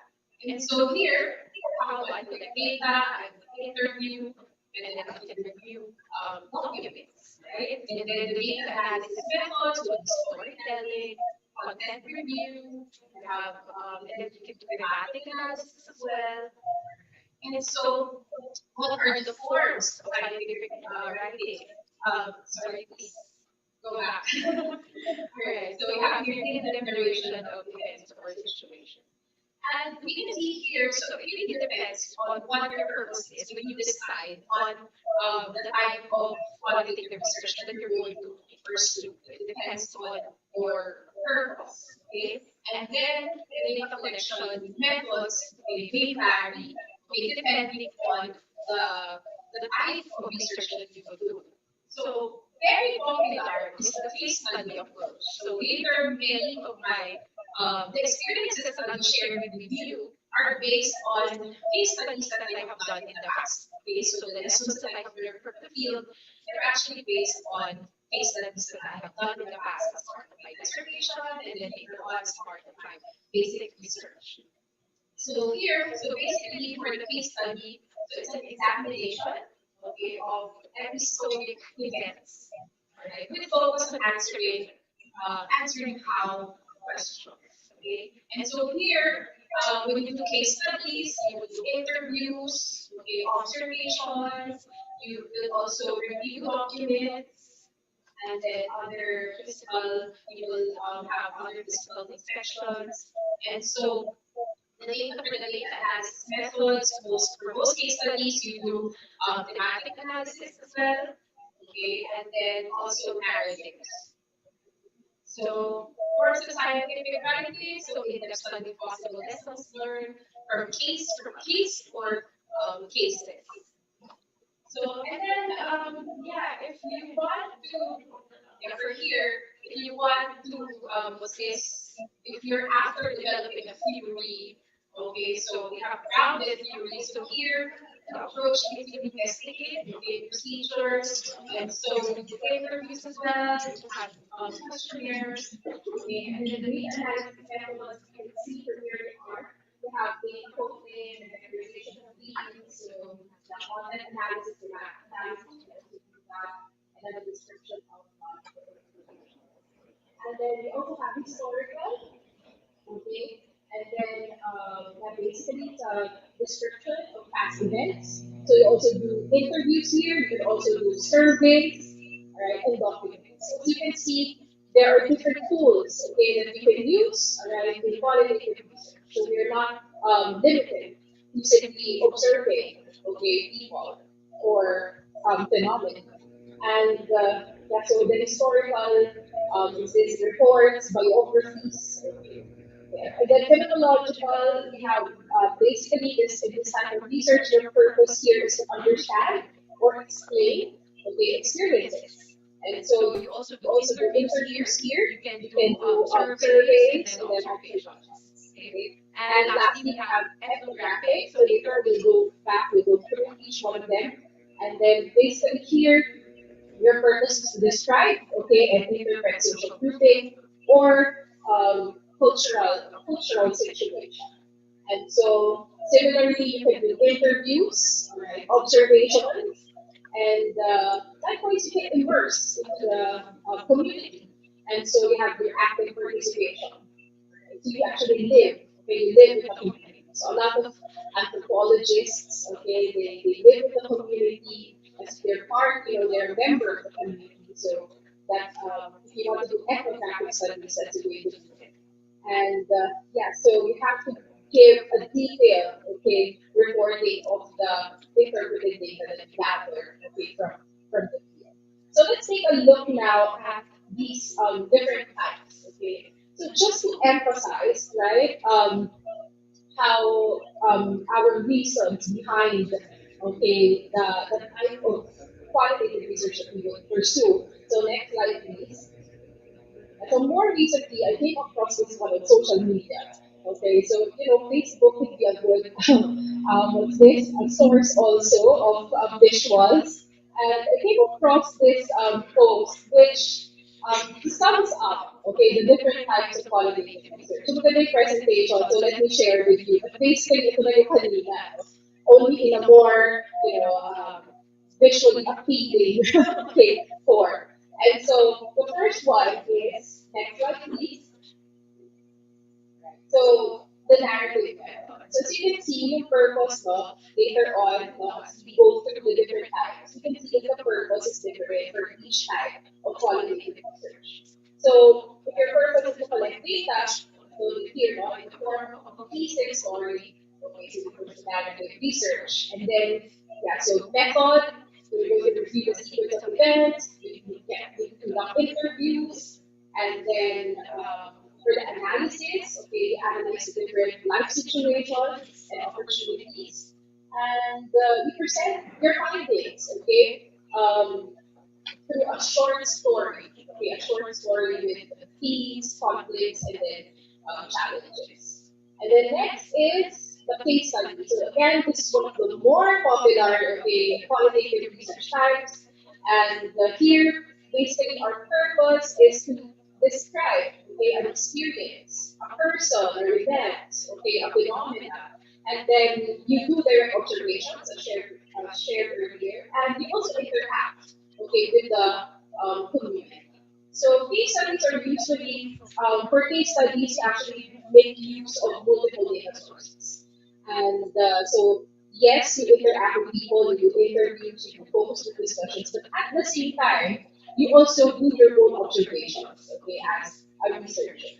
And for your analysis, okay, so your direct observation and interaction with the subject, so you can, what's this, you can um, review your observations, you can take note of them. Later, I'll share with you a form, a template, okay, for your direct observations. And at the same time, if you do interviews and focus group discussions, you can have them transcribed and you can do thematic analysis. Okay?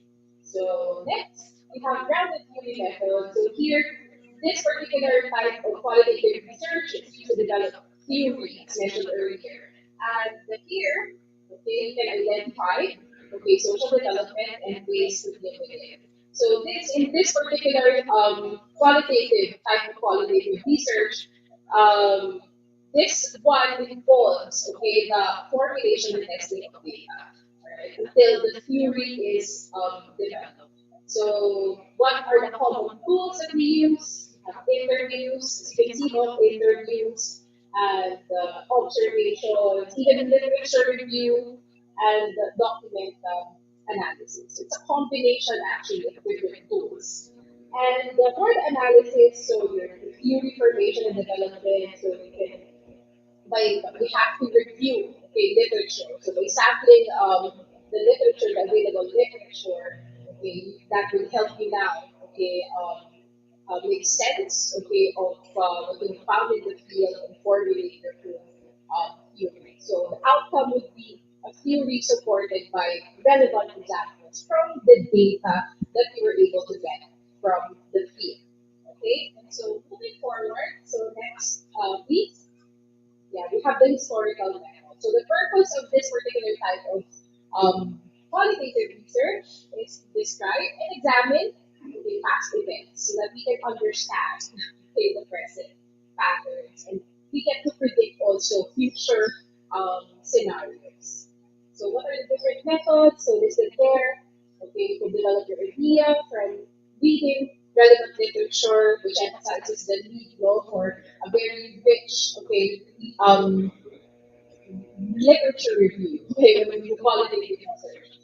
And then also developing the types of qualitative research questions, identifying the sources, the archives, libraries, the papers available, and then clarify the reliability and validity of data sources, and then create your research outline, okay, to organize the process, and then afterwards proceeding to the data collection. Okay, so you analyze all the data, okay, and yeah, then you accept or reject. Okay. And here you also identify the conflicting evidence based on the many sources of data that you have what's this review. And here you get to present the findings in the form of a biography, okay, or a claim. So that's with the historical method. And next is the next slide.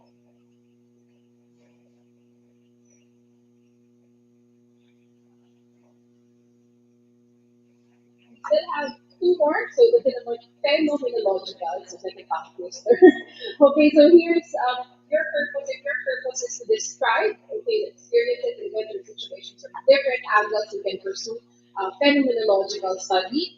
And your methods for this particular type of research, qualitative research, include sampling and data collection by conducting again interviews, observations, you can do surveys as mentioned earlier, and then read the documents. And you describe basically, and write the experience of the phenomena.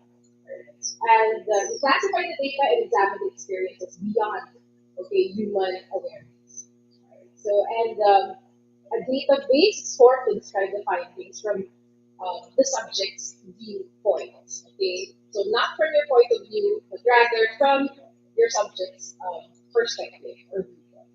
And finally, we have the ethnography method. So this is done, especially we have sociology majors here.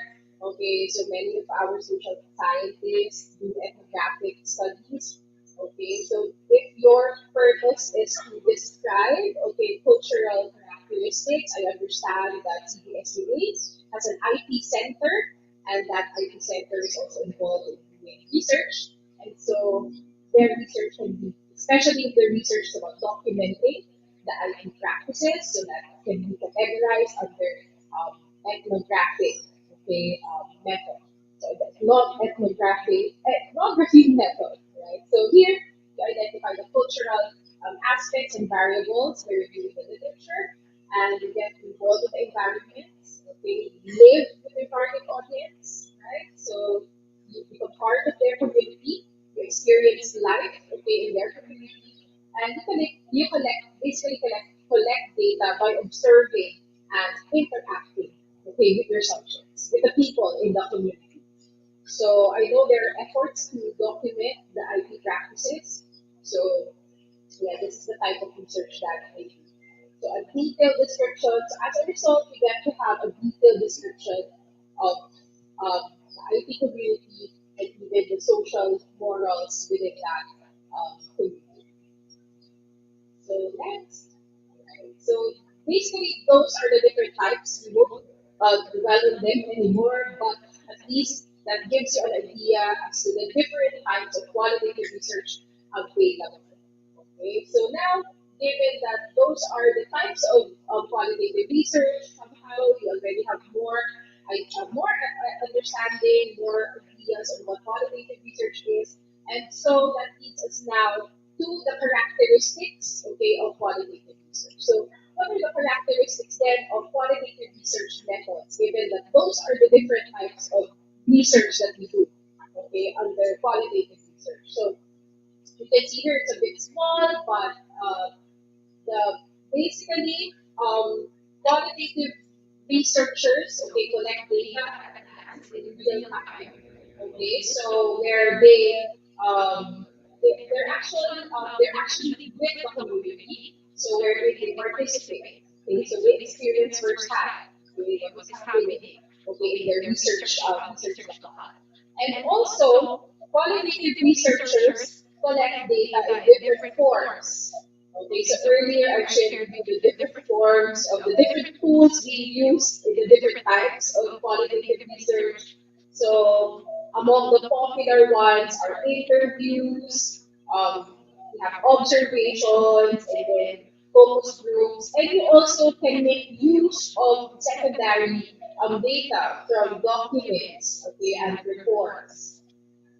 And basically, qualitative research methods, we try to work towards solving complex, okay, issues. So by breaking down meaningful inferences to areas easy to read and understand, okay, for everyone. And through this, okay, um, we get to allow people, all right, to build trust on the researcher because you're very much immersed, okay, in the research process. So people, okay, get to build, okay, their trust on the researcher. So the information, therefore, that the qualitative researcher gets, okay, from his or her research participants are usually raw and unadulterated. Okay, so meaning because when they trust you, right? If someone trusts you, diba, they tend to be honest, okay, with what they will share. So they won't sugarcoat things, okay? And qualitative research gives you that opportunity if you are a researcher because you're very much immersed, okay, into the process of research. Okay, so moving forward, next slide, please. These are now the common qualitative research tools, which I have mentioned earlier in the earlier part of the presentation. So, very useful, okay, with qualitative research are interviews, in-depth, okay, interviews. We also have focus groups. Sometimes we refer to them as focus group discussions, right? And we have surveys as well. Surveys can also be used in qualitative research. And observations. Okay, so observations and secondary research, meaning reviewing, as mentioned earlier, we can make use of the documents available. Okay, so reports, okay, we do a review of documents, okay, so that's secondary research. So these are the common, okay, qualitative research tools. So next. Okay, so now let me share with you. So now moving on, okay, from the theoretical, the conceptual part of the presentation. So at this point, let me share with you now my experiences from the field. So as I have said, the lessons I'll be sharing with you today are mostly based on my experiences conducting a case study, okay, for my dissertation and also for my basic research with indigenous peoples. So for my dissertation, which was conducted many years ago, over a decade ago. So this it was conducted in Lake Cebu, in South Cotabato, and I did a case study there. So next slide, please. So you can see here just a small portion of Lake Cebu. And then while Lake Cebu is popular for its many tourist attractions, including this really nice waterfalls, it's actually a large part or portion the of the municipality, okay, is actually agricultural land. So you can see here in the third photo, and then it's actually on the back. If you can see, there's like a big mountain there. Right? So therefore, and yes, the IPs living in that municipality are the Pipones. They're one of the more popular cis indigenous peoples, right? And so, yeah, I did interviews, okay, with indigenous people's farmers because I was at that time exploring the indigenous farming practices, okay, and quote unquote modern farming practices that they have learned from extension workers and also from other extension service providers.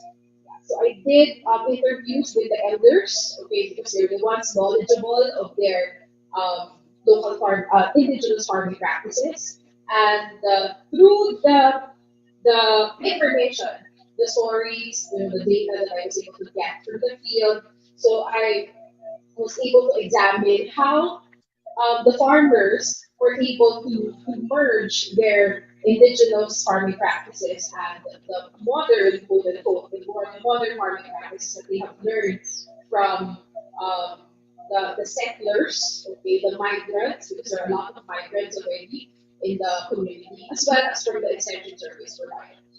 Okay, so I did interviews, I did observations, I actually stayed there in the community, and so I visited different farms, okay, and then interviewed different farmers, observed, okay, observed their day-to-day activities.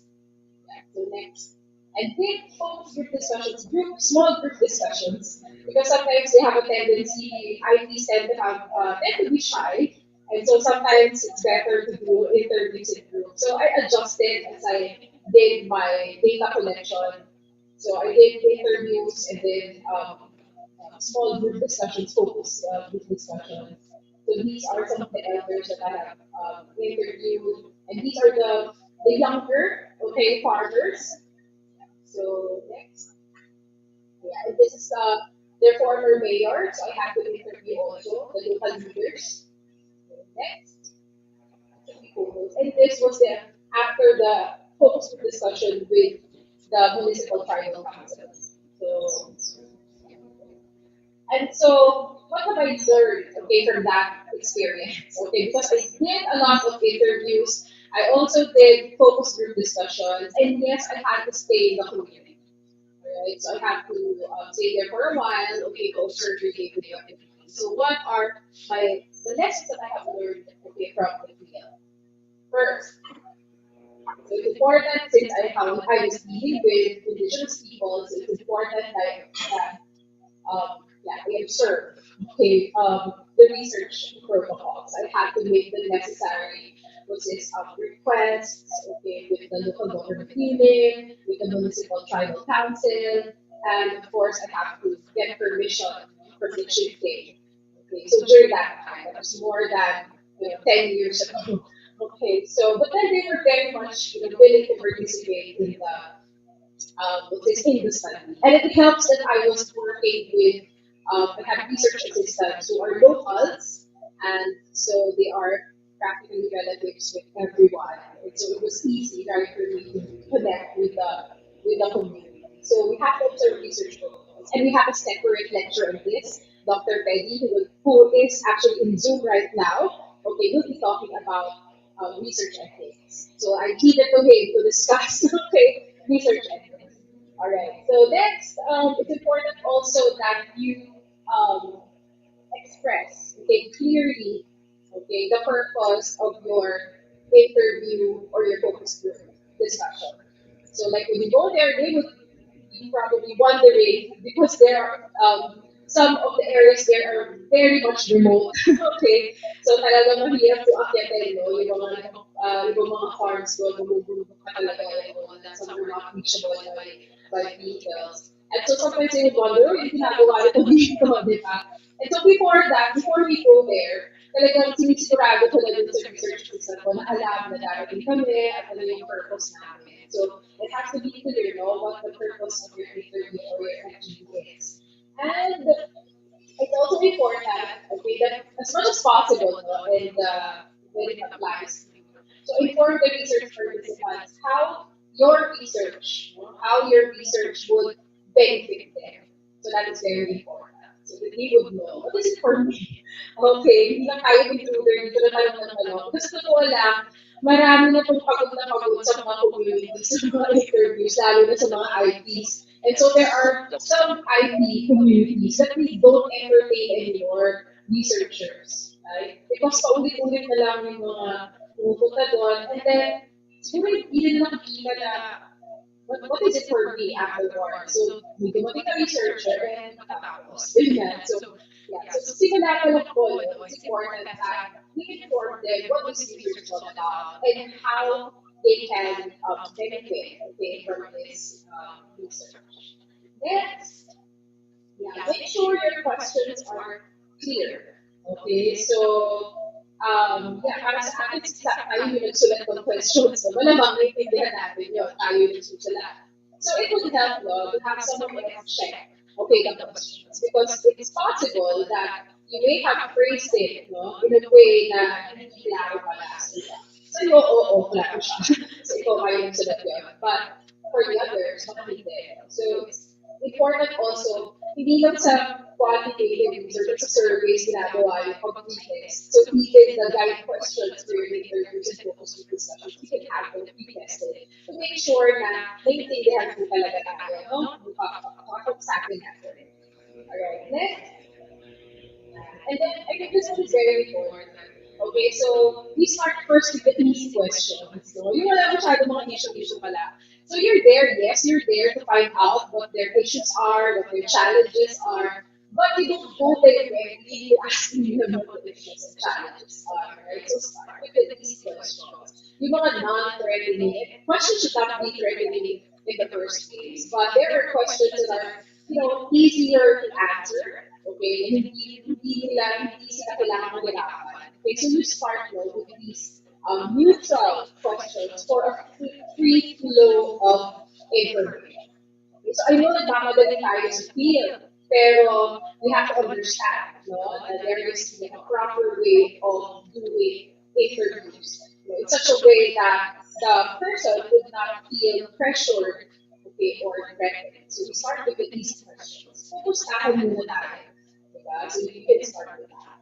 Okay, and the next, also very important is to ask questions one at a time. Okay, we said excited, no? So it's more questions natin. And when we ask multiple questions, most probably, okay, isa lang ang masasagot siya. Kung hindi yung hula, yung dulo. Okay, so di ba? Ganun lang ang masasagot. And so ask questions one at a time. Do not overwhelm your interviewee with a series of questions. Ask questions one at a time. Next. Alright. And limit the content of each question to a single idea. So to avoid confusion, alright, so limit, okay, each question to a single idea. Isang topic lang, hindi yung patalong-talong tayo. Makakalito na, ano nga pinag-usapan na natin. Alright. So try to limit the content of each question to one single idea before moving on to the next. Okay? Next. Ayan. And also avoid questions. You're there to, in an interview, you're there to learn as much as you can. Okay, from your interviewees, from your research participants. And so avoid questions that are answerable by just yes or no. Okay, so let them explain. Okay, let them describe. Sabi nga kanina, di ba pag qualitative research, expected natin them to be descriptive. Diba? How would you be able to have, the descriptions, the thick descriptions that are expected for qualitative research if your questions are answerable by yes or no? Minsan may mga estudyante nagsasabi, wala talaga sila sinasabi, yes or no. There must be a problem with your questions. Or maybe they need some problem, kailangan mo sila ng So avoid questions answerable by yes or no. So it's possible that the problem is not with the interviewee. Okay, the problem is with how you phrased the question. Next. And it's important that as interviewee, you are flexible to adjust, if needed, adjust and revise your questions.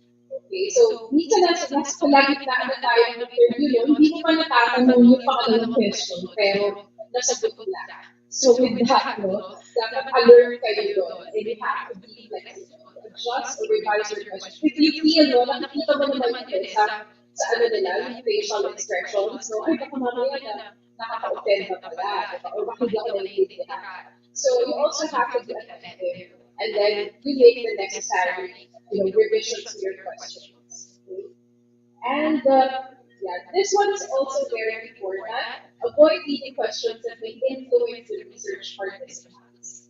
So, minsan nga kaya yung pagtatanong pala natin, ano ba yung, what is the best part for you? Ito ba yung ganito? So, parang sinagot mo lang sa kanya, di ba? So, avoid questions that may influence the research participants. Okay, let them answer.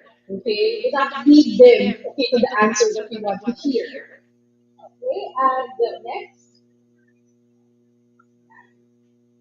alright, and if you did not understand the answer, okay, ask the research participant to clarify.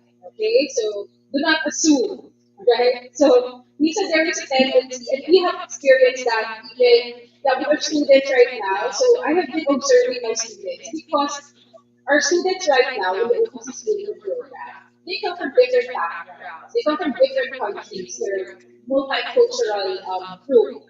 And so there is really room for misunderstanding, misinterpretation, because they have different perspectives. So they thought na ito yung ibig sabihin ng interview namin. Yung pala hindi ganun.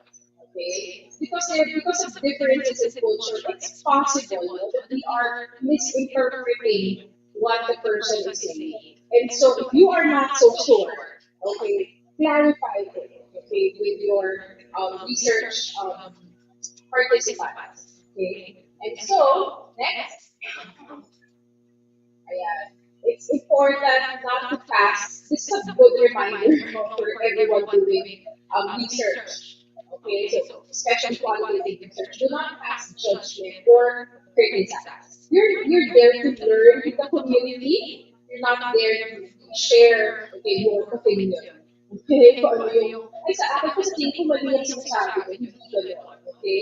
So, let them share. You're there to gather information. You're there to understand them. You're there to understand the people, the community. Okay, so you're not there to give your, let's say, your opinion or to pass judgment or to criticize, okay, what they have just said. Okay? So do not pass judgment or criticize. Next, avoid irrelevant questions. Right? So yes, qualitative research, you have a lot of flexibility, asking questions and all that. But okay, make sure that you're still guided, by your research objectives. Okay, and so if it does not contribute right, to answering any of your research questions, so avoid irrelevant questions. Especially, we know that our research participants, especially yung mga partners natin, or IPs natin, their time is also valuable. They have a lot of work to do, especially yung mga partners. So when we do interviews with partners, we try to limit yung time, yung contact time with them. And so we avoid, as much as possible, avoid irrelevant questions that we have. But don't contribute. Okay. And keep the interview short, but long enough to get to know. Yeah, usually students ask me, like, how long should the interview be? Okay, so estimate 45 minutes to an hour, that's long. Especially if you're talking about interviewing farmers or farmers. But make sure that you maximize that, that time. And so keep it short enough, but long enough, to get what you need. And of course, you also have the permission of the person. Before you start, it's okay, you can ask them how much time they have. Okay, so that's also another thing. And yeah, so this is just to show you sample questions for the interview guide. So in my initial visit to the community, so I had these questions with me, so many, right? But I've noticed that sometimes when I ask questions, hindi ko pa natatanong yung kasunod, nasagot na nila yung kasunod. And so, yeah, you have to really be attentive. So, even if you prepared a long list of questions, it's possible na hindi mo naman kaya, hindi mo lang matatanong yan lahat. Okay, so these are just some of my questions. So as much as possible, I tried to get, information from them, descriptive talaga. Okay, so yeah, I started to describe the way. So this was, by the way, translated into Filipino and their local dialect for those who cannot understand Filipino. Because for the IPs, so this was my interview guide when I went to Mexico. The IPs there, some of them, especially the elders, they don't speak Filipino, only their local dialect. They only spoke Tiboli, okay, which is their local dialect. And so someone had to translate for them. Yeah, so yeah, time, as in describing your life in your community, take note that this is for the initial sample, for people to have a context, right? A better understanding of what the community is like. And so my questions were really more about their community. Okay, so describe the changes in your community, describe the communication process, yeah, how did you learn about farming? So notice that as much as possible, I try to avoid questions answerable by just yes or no. So most of the questions are stated in such a way that the interviewee, okay, will explain, okay, will describe, okay, will share. And sometimes, even if the questions are already stated that way, still very limited.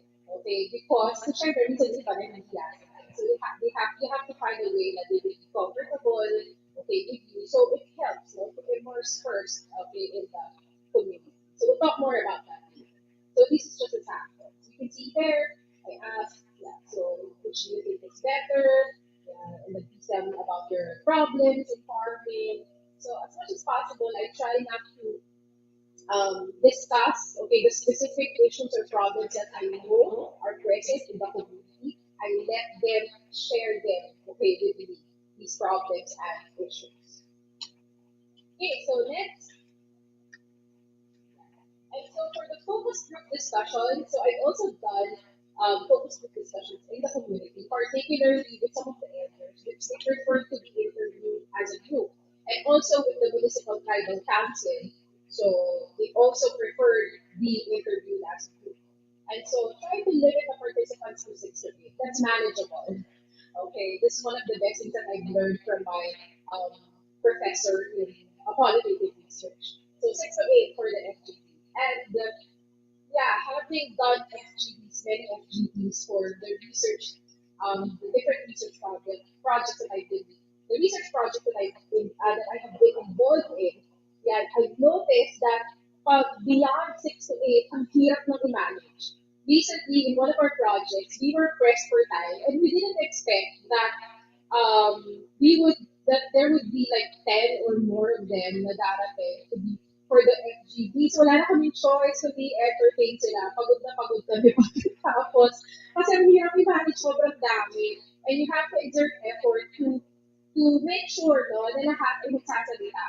And so beyond 6 to 8, it's really difficult to manage. Okay? And it's possible that there would be people who would be silent na lang throughout the discussion because yeah, maybe ba talaga na-dominate. So extra effort for us no, to make sure that everyone gets to speak. And if there are more than 6 to 8 people, yeah, so that would be extra challenging. So for FGPs, limited to 6 to 8. And make sure everyone in the FGP gets to speak. As I have mentioned, there are people in the focus group discussion that tend to dominate, okay, the discussion. Usually, baka sila yung mga leader dun sa community nila. Diba? So, or meron talaga ng mga outspoken. Okay, naturally outspoken. And so make sure that everyone gets a chance, to speak. So the facilitator therefore plays a critical role in the focus group discussion. So make sure that you listen and make sure that you give everyone an opportunity to share.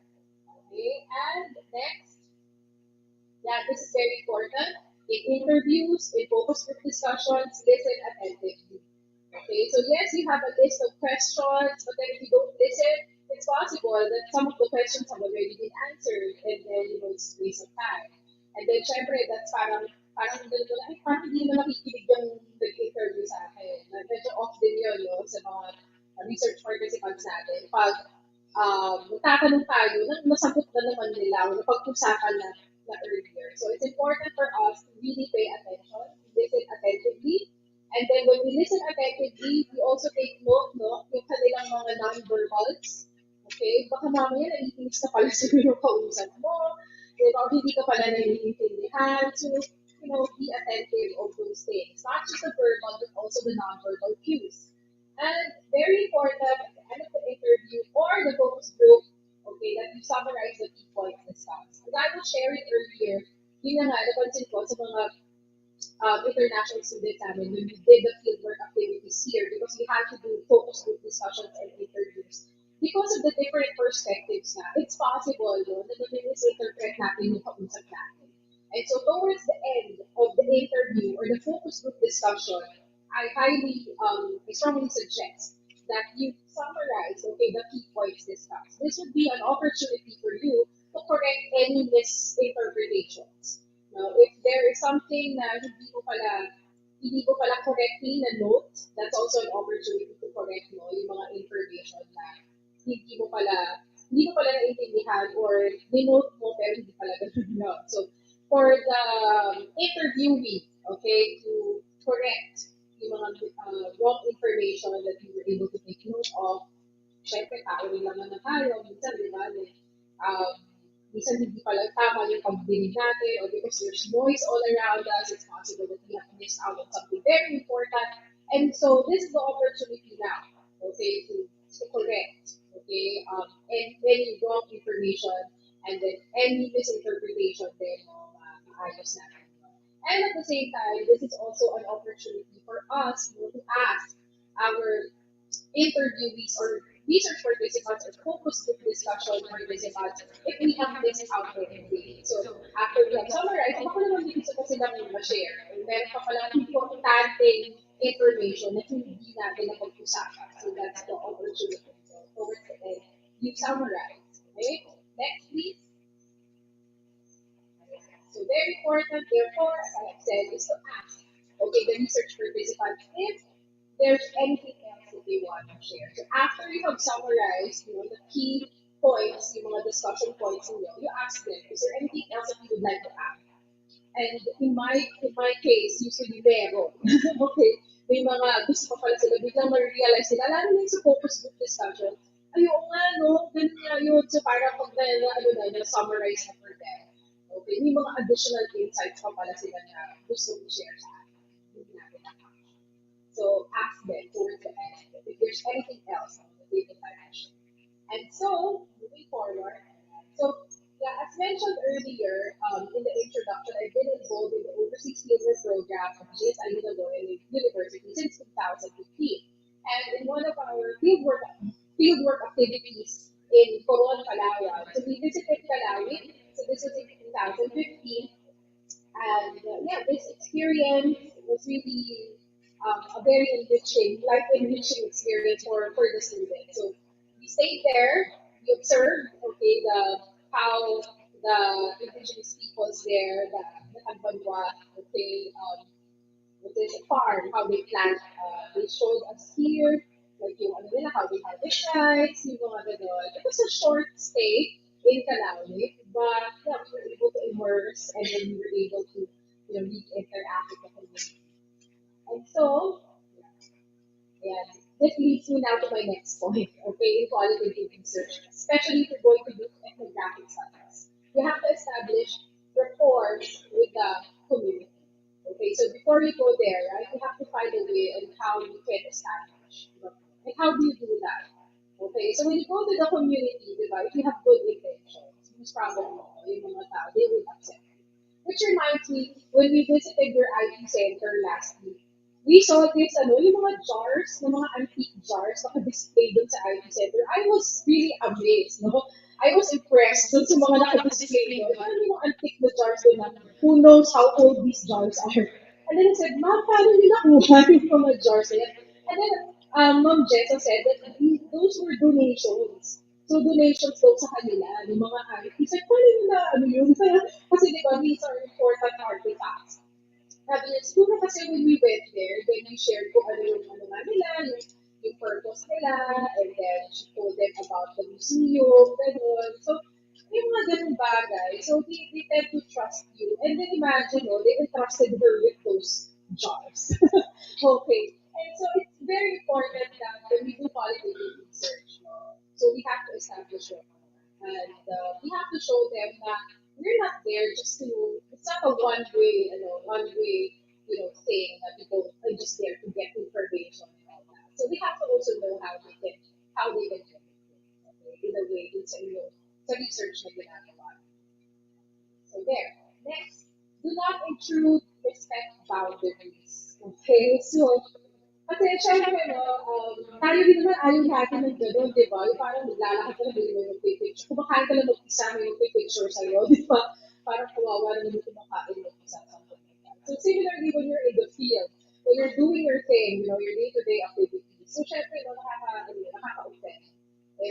So do not intrude respect boundaries. You always have to ask your permission. Is it okay, especially if you're doing observations and you're documenting, okay, yung mga field observations, you have to tell them. Okay, if you're going to take pictures, yeah, so you have to get their permission. So all the pictures that I shared with you earlier, they were taken with permission. We asked if it's okay for us to document this for research purposes, like that. So similarly, in our field work here with the students, we always ask, okay, so okay na po ba na we take pictures? We will be using these pictures for the report, and we use them also for our presentation. So we ask muna, okay, yung permission ng mga research participants. So you do not simply intrude. Nag nakita ka lang, picturean mo na, di ba? Tayo bang narinig natin yung picture, but yun, nakaka-offend yun, di ba? Hindi siya maganda. So let's respect boundaries. Yeah. So whenever we go around, okay, so hindi kami yung basta-basta makikipag-usap na lang, di ba? Kaya lang yung mga, manang-manang, okay lang po ba na makipag-usap nila? Okay lang kami, pwede po kayo mag-usap sa client, you know, for the personal communication. So you always ask for their permission. So you don't simply intrude, okay, especially when they're doing their work. Okay, so next. Ayan. And keep a file record, a file record. So this one is also important. Yung mga documentations. Yes, we can, minsan nare-recall natin yung mga very important things. So it's possible, no, that you might forget something. So it helps to have a field record. So it's a field record. So for example, you have your notes, make sure that you have your notes, a small notebook with you. So when you go to the field, di ba, you can take down notes. Pero hindi naman yung tipong obvious, di ba? As much as possible, you try to be as discreet as possible. So sometimes a small notebook will do. Okay, or sometimes na, buti nga yung mga cellphones, magaganda na yung mga camera. In the past, you had to carry, like, minsan nakaka-intimidate yun, yung may dala-dala kang malaking camera or something, diba? At least now we have our phones, not so intimidating. So for the audio-visual records, okay, so make sure that you have a field record, okay? And, what else? Next slide. So yeah, so these are just some photos from my field work. This is in Mexico many, many years ago. So, and this was in Calawi, so in the field, but this was separate research that I did in 2016. Next. Okay, so take photos. Yeah, kasi minsan, yes, you can describe it, but if you have the equipment, so take photos. Next. And finally, okay, develop an observation protocol. So this observation protocol will be helpful, no? Later on. So when you write your report, so you have to develop an observation protocol to follow in the field or to fill in, okay, post observation. So this would help you in developing, okay, a set of comprehensive and then useful notes. So I have here a sample. Next slide. So this is a template, okay, which can be used for your this is field notes. Okay, so yeah, so if you're going to do an interview or an FGD, so you can use this. So you can fill in the date, okay, the duration of the time did you start, how long was the interview, and where was this, and who are the participants. Okay, there. So you take note of what you have discussed, and then if there were any documents that were shared with you, okay, so you can do that. Okay, so here you will have your description of participant activities, interactions, and events. And then you can also list your questions to yourself, okay, after your field observations. Okay. And then observations of nonverbal behavior, interpretations or inferences. So you can take note. So this would be helpful later on, okay, post observation. So that's why when we do field work, okay, so when you do field observations, as much as possible afterwards, okay, you sit down and then take note of what you have observed. because it's possible after a day or two, you will not be able to remember everything. Diba? So make sure that you have your field notes with you review them afterwards. So your work basically, when you do interviews, FGDs, and field observations, they don't end after you have done the interview, the focus group discussion, or the field observations. Because immediately afterwards, you have to process. You have to sit down, review your notes, okay, and then you can add some more notes and my observations na nare-record ninyo. So all of these things will be very helpful later on when you process, when you analyze, okay, the information that you were able to get from your interviews, focus group discussions, and yes, from your field observations. So very important to have this kind of technique. So this is just one example. There's more that you can find online and in other references, and you can develop your own, okay, your field observation and everything. Okay, so next, yeah, so to end, ayan, so I think this best captures what qualitative research is all about. So let me share with you a quote from James Stradley, who is an anthropologist, and he said, I want to understand the world from your point of view. I want to know what you know in the way you know it. I want to understand the meaning of your experience, to walk in your shoes, to feel things as you feel them, to explain things as you explain them. Will you become my teacher and help me understand? So that is the very essence of qualitative research. So with that, thank you very much, and later on, I'll be happy to answer your questions if there are.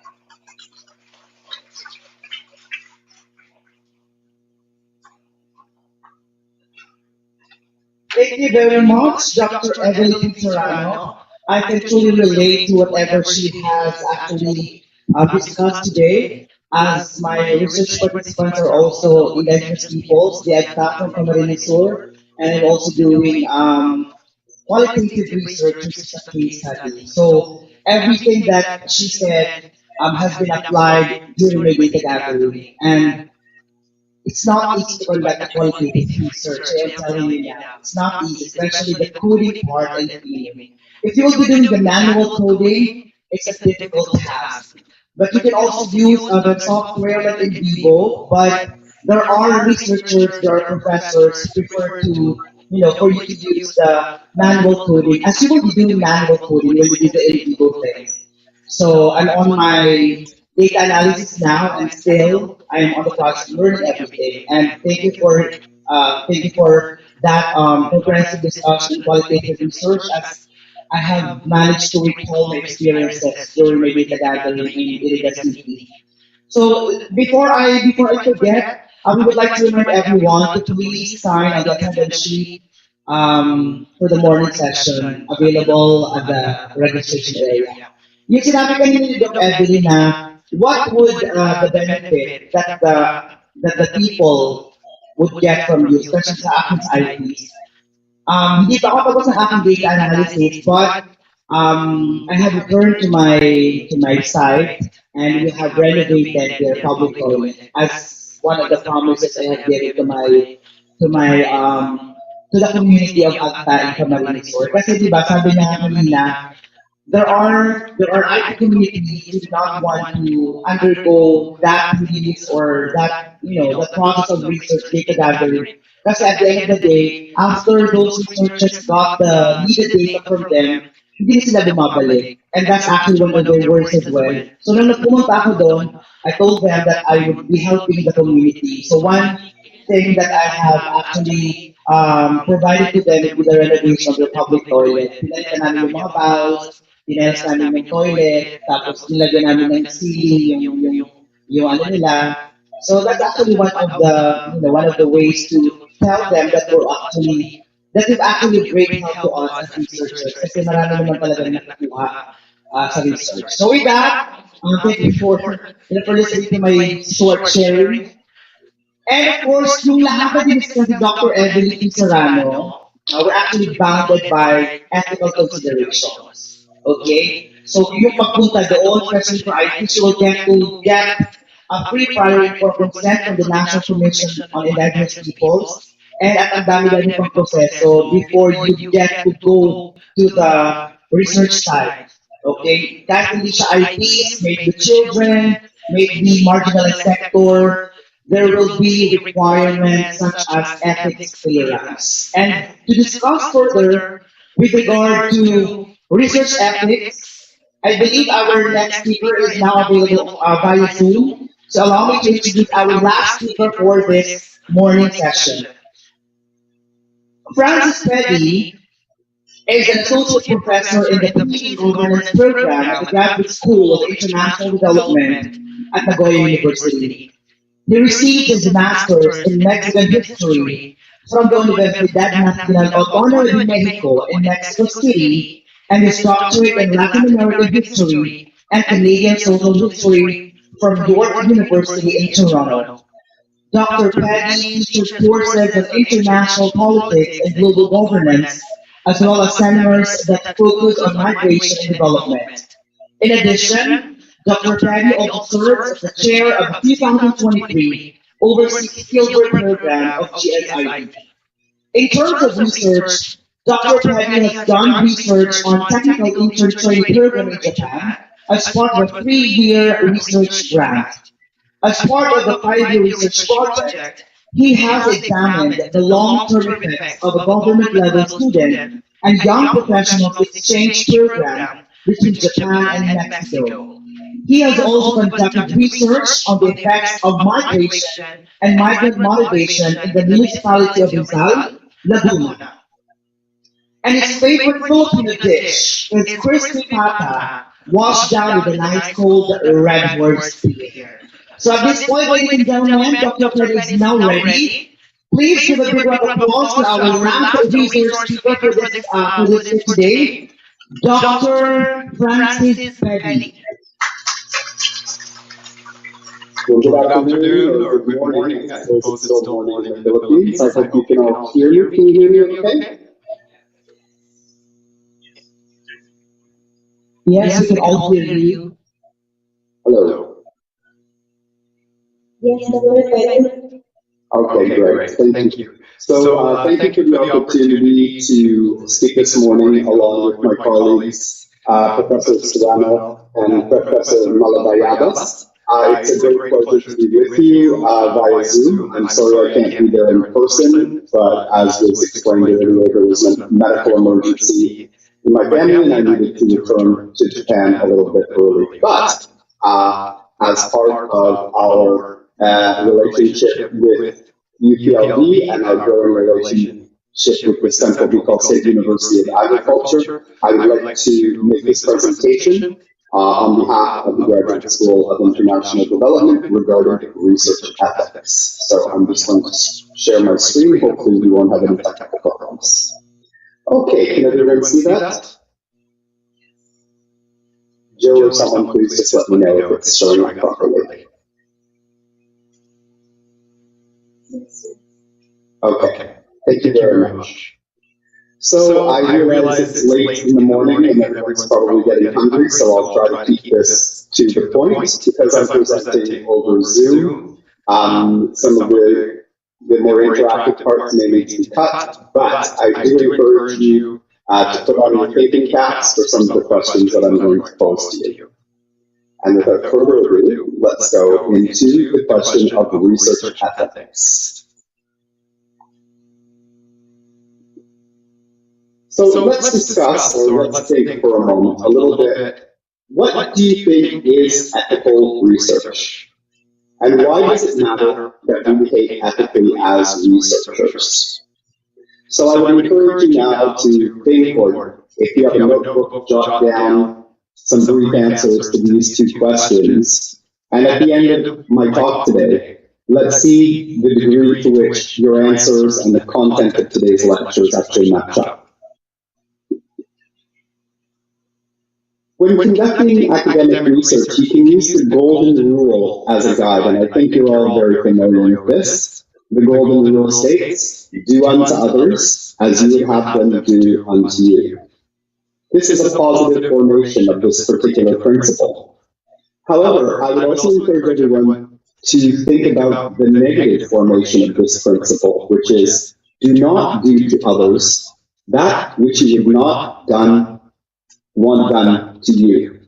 Even though we try to be positive and not negative, the negative formation of this principle is also an important guide for conducting ethical research. And I'm going to explain the ways in which we should do unto others as we would have them do unto us, and also how we should not do to others that which we would not want done to us. Okay. So why do we even need to consider ethical issues when it comes to social science research, in which most of us are engaged, I would imagine? There are 3 points I'd like to raise right at the moment. And they are, we're dealing with human subjects in many instances.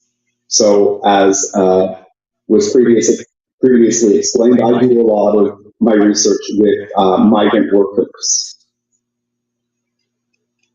Because they are human beings, their dignity and their right to privacy has to be respected. This is a fundamental pillar of conducting ethical research. And finally, the information that they provide us with, which we treat as data, but it's still their information and their personal life story, etc., must be used in an appropriate way and with their consent. And I'm going to spend a fair bit of time in today's presentation talking about the question of consent. So here's a list of important points that I think we all must consider when we're conducting research with human participants. And I'm going to get into the details some of these as I go through this particular presentation. As an academic researcher, you are often, or perhaps even usually, an outsider to the community or group that you are researching. And so it's incumbent on us to act with respect. We always have to work on the principle of do no harm. I'll get into more details about this later. But your questions should not cause trauma to participants, or answering them should not put your participants at risk in any way. If there is risk or trauma potentially involved, we need to do our best as researchers to mitigate this. More on that later.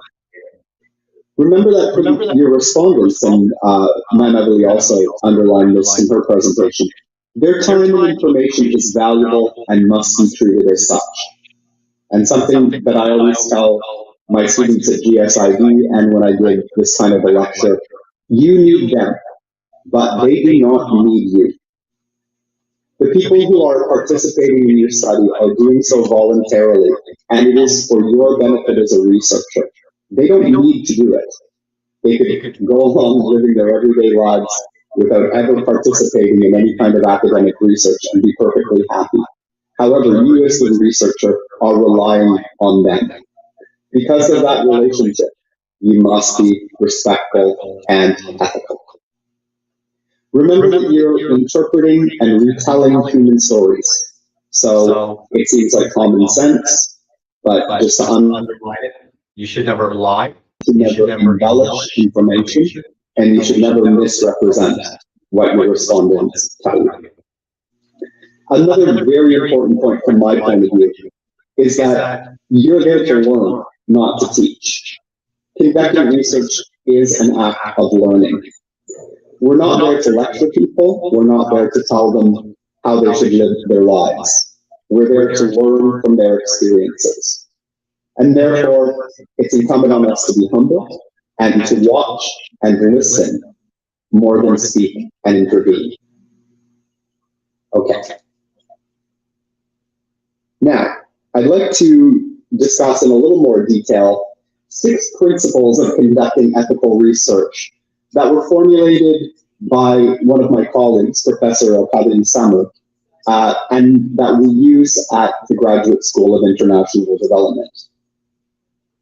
And these 6 principles are beneficence, non-maleficence, or the principle of do no harm that I mentioned earlier, respect, autonomy, informed consent, and confidentiality and privacy. I'm going to deal with each of these in more detail to a certain degree, some more than others. Let's turn first to the question of beneficence. So what does it mean, beneficence? Basically, it's the idea of the benefit of the research. So what is the benefit of the research?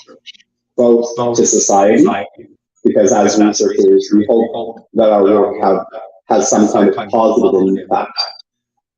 But also in thinking about ethical research, what is the benefit to the participants?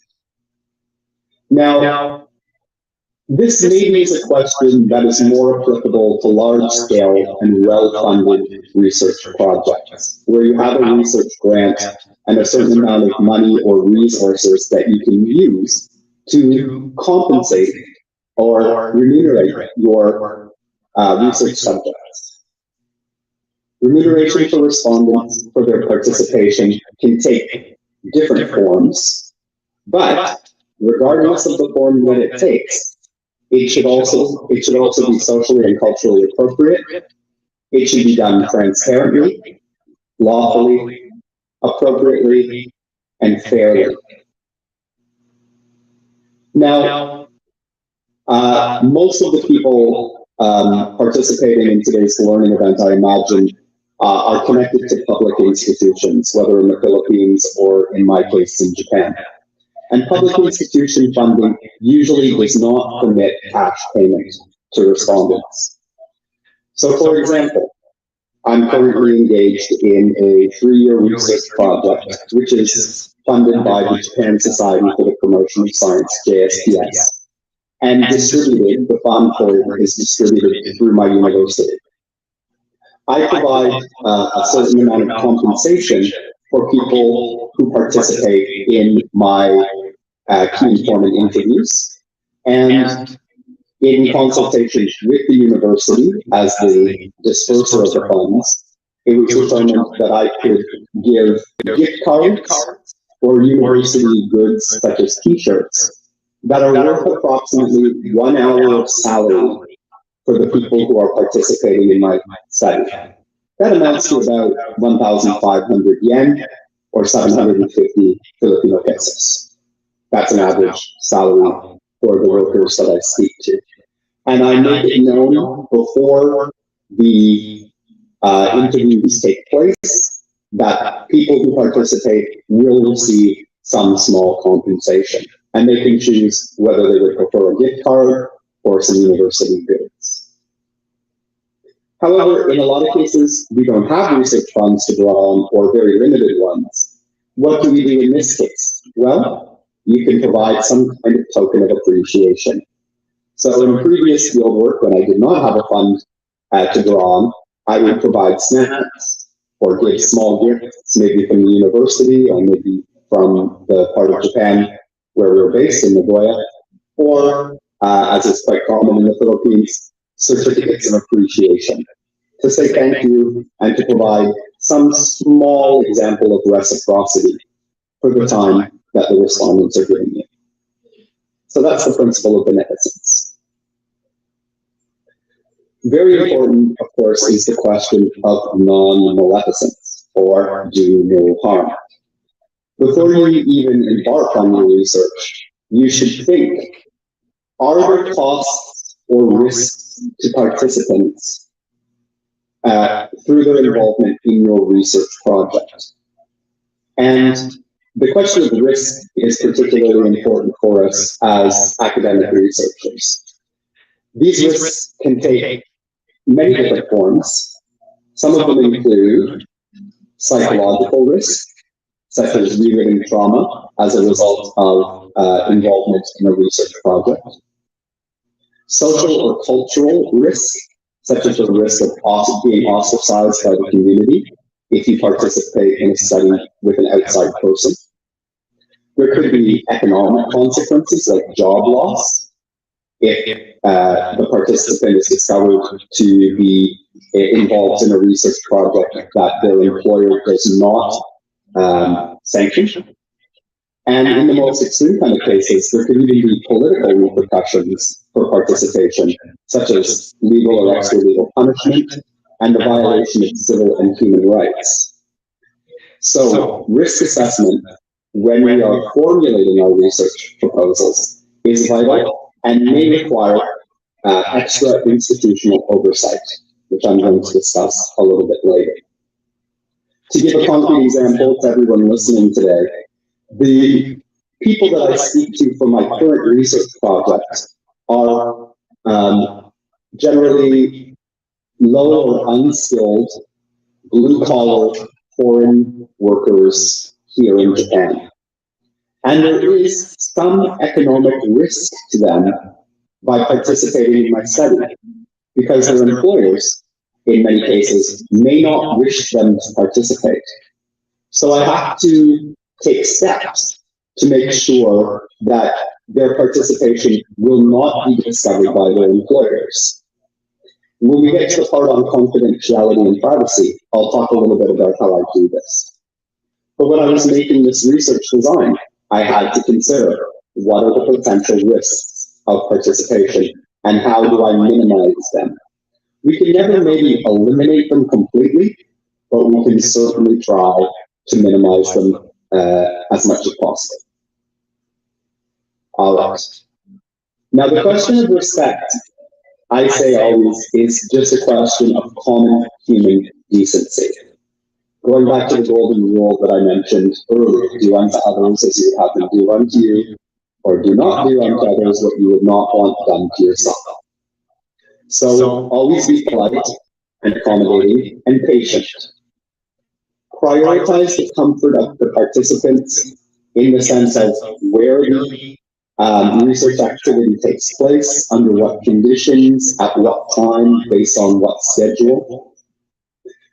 You should always be accommodating to the requests of the participants in your study, such as changing times if necessary, changing locations if necessary, moving from an in-person interview to a telephone or online interview, if that's what the respondent requires.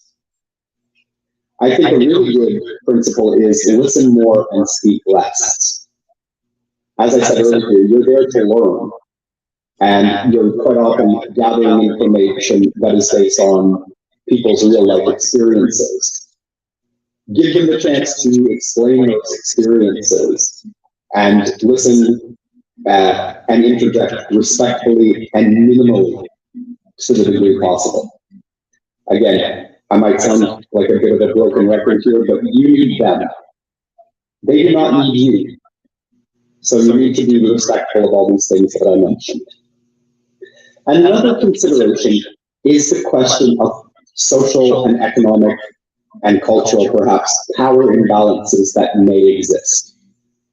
So I think you can see me. I am a Canadian. I'm a white-skinned male Canadian of middle age, and I'm a professor at a university. This gives me a certain amount of social, cultural, and perhaps economic prestige that may affect the way respondents react to me. It's up to me as the researcher to try to minimize the distance between me and the respondent by making him feel comfortable, by not acting like I know everything and they know nothing, not acting with a sense of arrogance or dismissiveness. Okay? Now, for many of you younger researchers, you may think this is not a problem, but bear in mind that you are university researchers, and that will give you a certain level of social prestige and professional prestige in the eyes of the people that you interact with. Now, these are simple realities. We are who we are, and we have the positions that we have.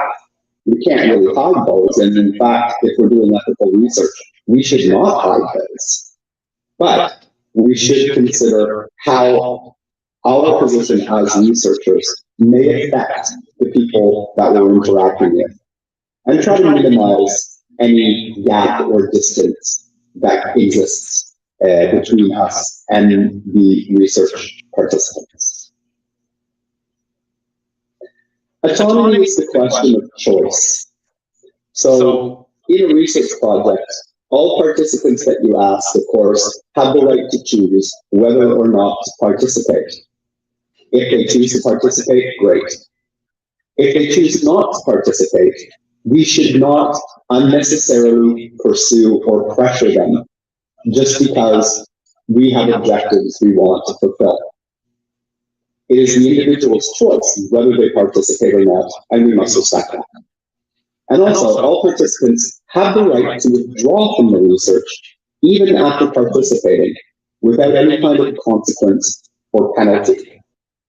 Again, we're dealing with people's information and their life stories. If they decide after sitting down with us for an hour or however long it takes to conduct an interview or a survey, that they've changed their mind, we have to respect that and remove that information from our study because it's their information.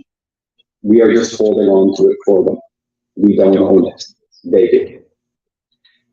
And this principle of autonomy leads us to the very important concept, which is informed consent. And I'm going to spend a little time on this and give some concrete examples for us to look at. So in a lot of ethics protocols, this is formulated as free, prior, and informed consent. And this is a very fundamental principle that guides ethical research. So what do you think each of these component parts mean? Free, prior, and informed. Now, if I was doing this live, I could interact with the audience and ask you what you think it means, but unfortunately I'm on Zoom, so let me just go through it this way. So the free part relates to the question of autonomy. The cooperation that the participant is given is free. It's not coerced in any way. It's voluntary. The P, or prior, means that the objectives of the study have been properly explained before any data collection takes place. And informed refers to the fact that the participants understand the purpose of the research and how the information they give you may be used and disseminated, such as in academic presentations, scholarly articles, a master's thesis, a doctoral dissertation, a public forum, a policy paper, etc. All of this information should be provided to the participants before they agree to participate in the study and before you implement whatever data collection strategy you use. Now let me show you a concrete example of what I mean. So here is an informed consent form that I used in previous research. It includes my name, my professional rank, and my affiliation, along with contact information. And this contact information is my Nagoya University email. Now let's look at the components parts of it. So the answers, it reads, the answers you provide today will be used for academic research purposes, including conference presentations and journal articles. This explains the purpose and use of the research. You may request that your real name not be used. Before the information you are providing is used, you will be sent an interview transcript to review the content for errors or to add information you consider necessary. This covers the question of anonymity, privacy, confidentiality, and also it makes the research collaborative in some way because it allows respondents to review the materials, make clarifications, corrections, and additions. Continuing on, at any time, you may request that all or part of your responses not be used. You are free to withdraw your permission to use your responses at any time by contacting me at the email address above. So this is the ability to opt out of the research even after participation. You will be provided a copy of any published work resulting from this research free of charge by the author. Again, this is part of the collaborative aspect. And if you agree to this arrangement, please sign one copy, and then I would normally have 2 copies of this. I would have the participant print out their name, sign and date it, give them 1 copy, keep 1 copy for myself, for my records, and the copy for them is so that they continue to be aware of how they are involved in this research project, and if they need to withdraw or they wish to withdraw. So this is just one example of a short and very simple consent form. Next, I'd like to just quickly introduce you to the consent form checklist that we use for master's and doctoral students at GSID, which is excerpted from the Research Ethics Review application for research involving human subjects. And this is just a 10-point checklist that students need to go through when they're making their own ethic forms for fieldwork.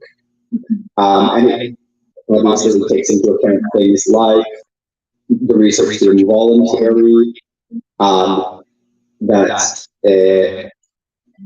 participants can withdraw from the research at any time, that the significance and purpose, etc., are explained, how to contact the researcher if they need further information or to withdraw, whether risks have been explained, how personal information should be protected, anonymity, that research results will be published without any personally identifiable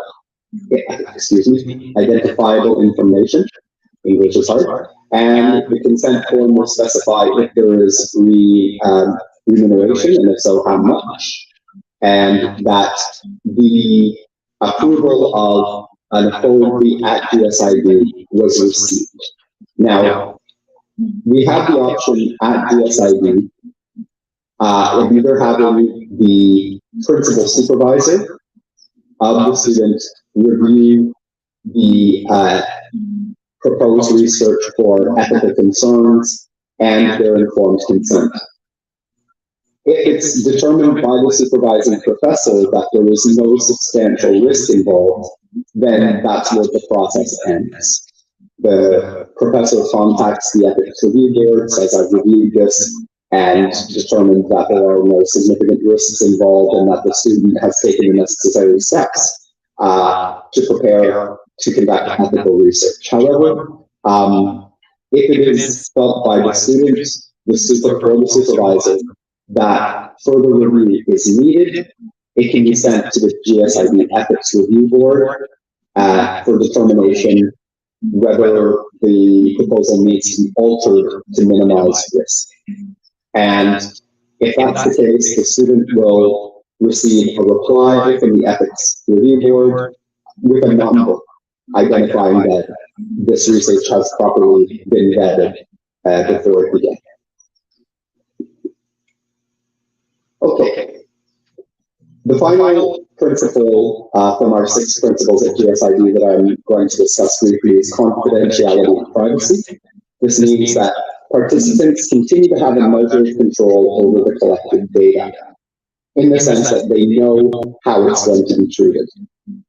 They have the assurance of anonymity, meaning their identities are protected if they so desire, and confidentiality, that the information that they get is seen and used in limited and appropriate ways by approved individuals.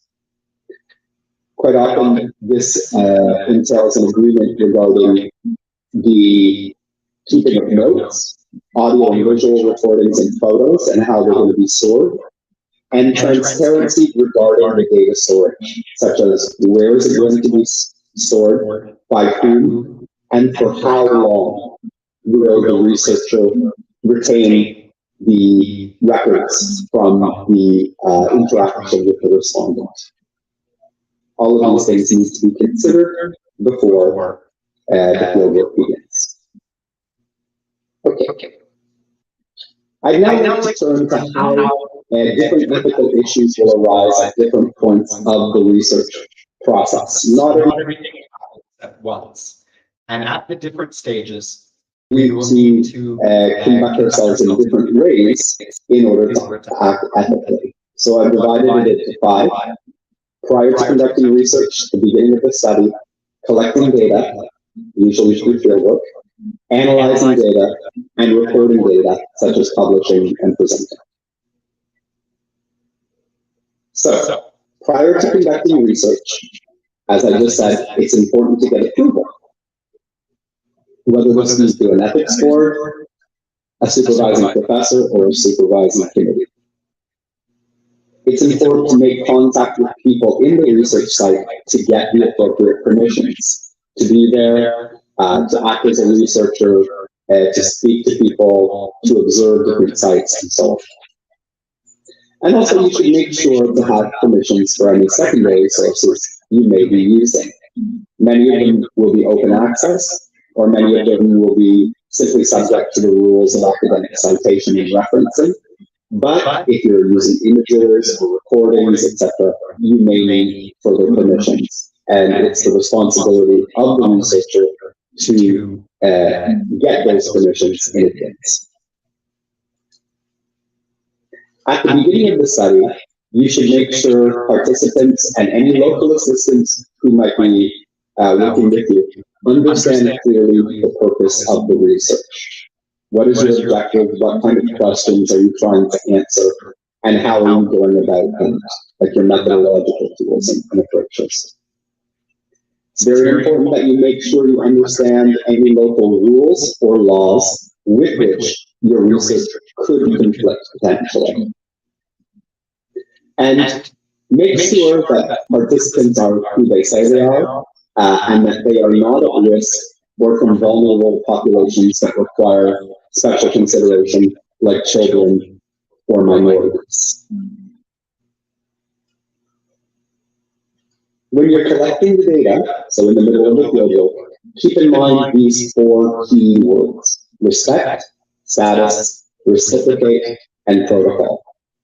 I've talked about all of these in the 6 principles, but respect means respect the study site and avoid disrupting people's daily activities. For example, the group that I was supervising on this year's overseas field work was dealing with governance issues in the public market of the municipality of Peru. So we were conducting surveys and interviews there, but we had to be very conscious that we do not approach people when they're in the middle of conducting business transactions, for example, or taking their lunch break. Okay? That's just being respectful of the people in the site. Status, as I talked about earlier, be aware of power and status differentials, not just between you and the research participants, but the research participants and the people in their surroundings. Reciprocate means give something back, even if it's something small. If you don't have a research fund to draw on that would allow you to distribute gift cards or t-shirts like I've been doing, give a little snack, give a little token of your appreciation to show that you value the person's contribution in time. And of course, the question of protocol. As you're collecting the data, make sure that you're storing and protecting it in appropriate ways so that it's not there will be leaks and people's participation couldn't be discovered. When it comes to analyzing the data, it's up to us to act as objectively as possible as academic researchers and avoid bias, whether this be positive or negative. As many of you quite possibly have experienced, we get quite attached to the people in the research sites where we conduct our fieldwork. And this could lead us to be positive towards interpreting their information and negative towards interpreting contrary sources of information. But we need to be honest, and we need to look at the questions as objectively as possible. So in analyzing the data, be aware of your own biases and try to mitigate them. Again, you need to protect anonymity and privacy. Make sure that the data is protected properly and appropriately. And to the degree possible, the analyzed data should be shared with the participants to make sure that our interpretations are correct and to allow them to add or change information as they see fit. And finally, very important to consider as well is how do we act ethically when we are presenting the final products, whether this be presentations, or publications. As I mentioned earlier, we should avoid all forms of falsification. We have to continue to protect anonymity and privacy, give credit and acknowledgement to people who helped us along the way to the degree that their identities can continue to be properly protected. Do not plagiarize. That's common sense, but it's worth reiterating. Share the finished product with the participants whenever possible, so that they have a record of their own involvement. And make sure that you comply with all ethical and conflict of interest issues before publishing the information, as most journals and book publishers will have disclosure forms about this to make sure that there's no conflict of interest. Now, to wrap up my contribution to today's learning event, I want to talk about a incident that occurred when I was a doctoral researcher studying about people from a Latin American country who had been forced into exile because of a military coup in their country. All of them underwent trauma in one way or another. Some of them psychological trauma, and some of them both physical and psychological trauma. And as such, I had to go through the ethics protocol of York University in Toronto, which I went through, and my study was approved. But one of the things I absolutely had to do was to make sure that participants knew that we would be discussing difficult issues from their past. And so all of the respondents agreed to this prior to the interviews. Now, as I was interviewing one particular gentleman who had been a union leader in his country of origin and had been arrested by the military authorities, imprisoned, and quite severely tortured, he began crying as we were going through some of his backstory. And he said, "I'm sorry, sometimes I can't stop myself from crying." Now, as the researcher, I faced a real ethical dilemma. So I stopped the recording device I was using, and I asked him, "Do you wish to continue this interview?" And he said, "Yes, I do. I just need a moment to recover." So we took a few minutes, had a cup of coffee, talked about unrelated things unrelated to his past experiences until he felt ready to begin again. And after we began again, he started crying again. And I again turned off the recording device, and I said to him, "Sir, would you like to just stop for today? I don't want this to cause you sadness or harm." And he said, "No, this is something that I've been dealing with for, at that time, 40 years of my life. It always makes me cry, and it's important that our story is known, so I will continue." So with his permission, we continued with that particular interview, and eventually it lasted, I think, close to 2 hours. And when we were done, he said he felt quite good about it, and when he was given the option to withdraw or to correct anything from my transcripts, he had no changes to make.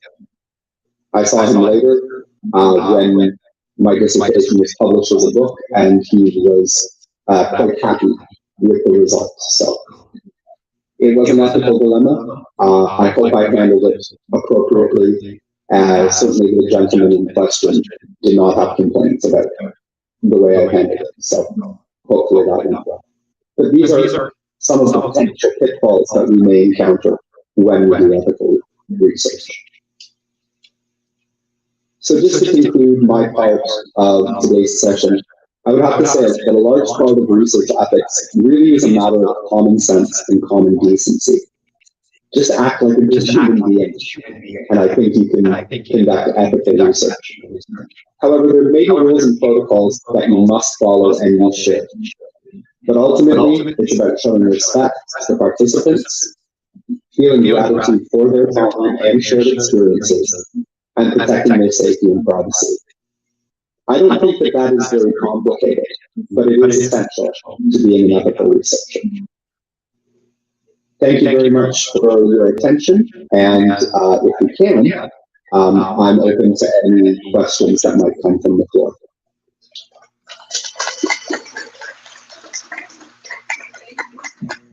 Thank you very much, Dr. Francis Petty, for discussing us with regard to research ethics. We understand that if you would like to publish your paper, so research ethics is very much important now or a requirement. So regardless if you want it or not, if you want to It publish seems like your no one is speaking on the microphone. I can't actually hear anything.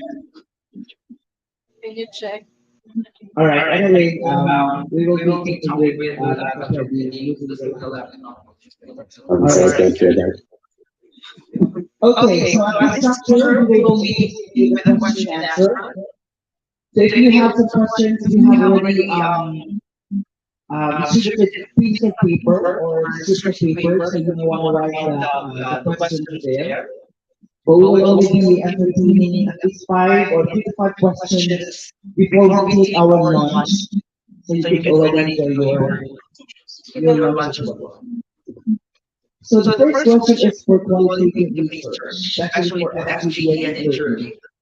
Should we provide the participants the list of questions to be asked prior to the conduct of the interview? If doing so, will it affect the quality of responses given positively or negatively?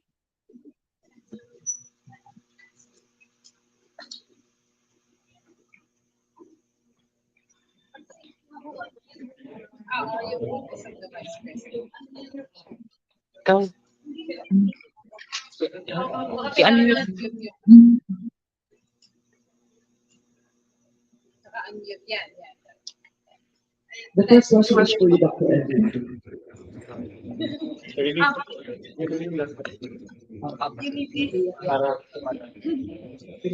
Pwede Sensei, can you hear us now?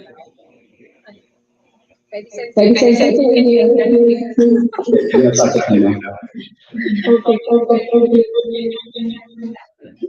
Anyway, if our researchers are also aware of this, since you may also be, you are not focused on one state qualitative No, I or can't hear anything. research ethics, you may want to share as well your thought about the questions given by Oh, dapat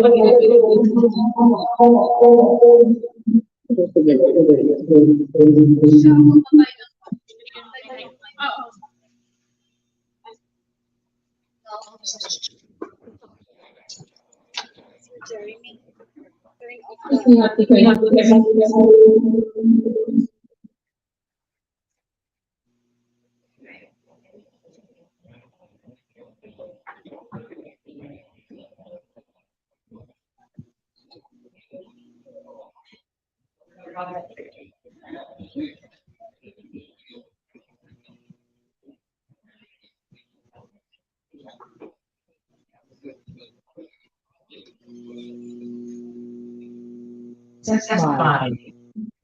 Can you hear us, Dr. Fred? Yeah, I can hear it. It's like that. Okay.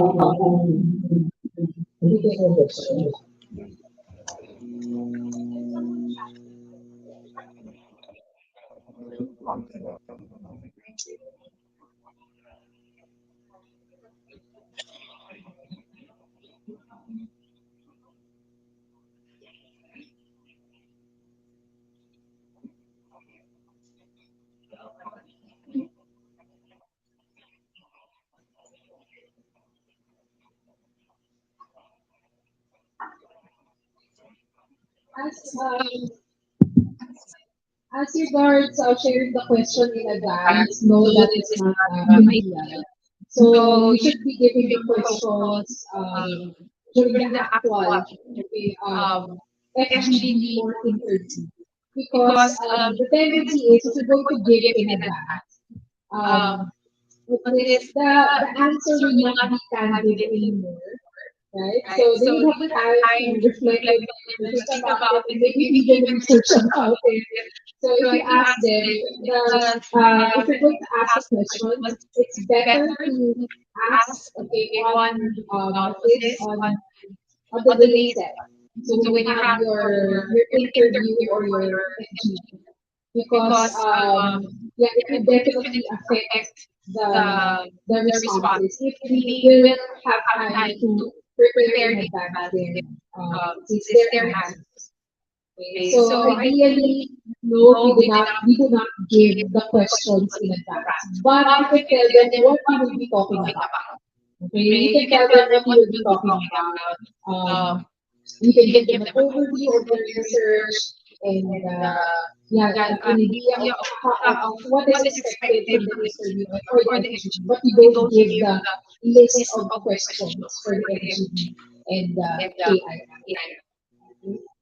So I hope that is clear. I hope that answers the question. Yeah, kasi ang tendency ko na pag in advance, yun, mapag-isipan na talaga. Unlike yung pag right then and there, so ano siya mas candid. So, yeah. I'm sorry, there's a technical but I think the question. The next question is also for Dr. Serrano. How to integrate a use theory for qualitative research, like a case study? How to integrate a use theory for qualitative research?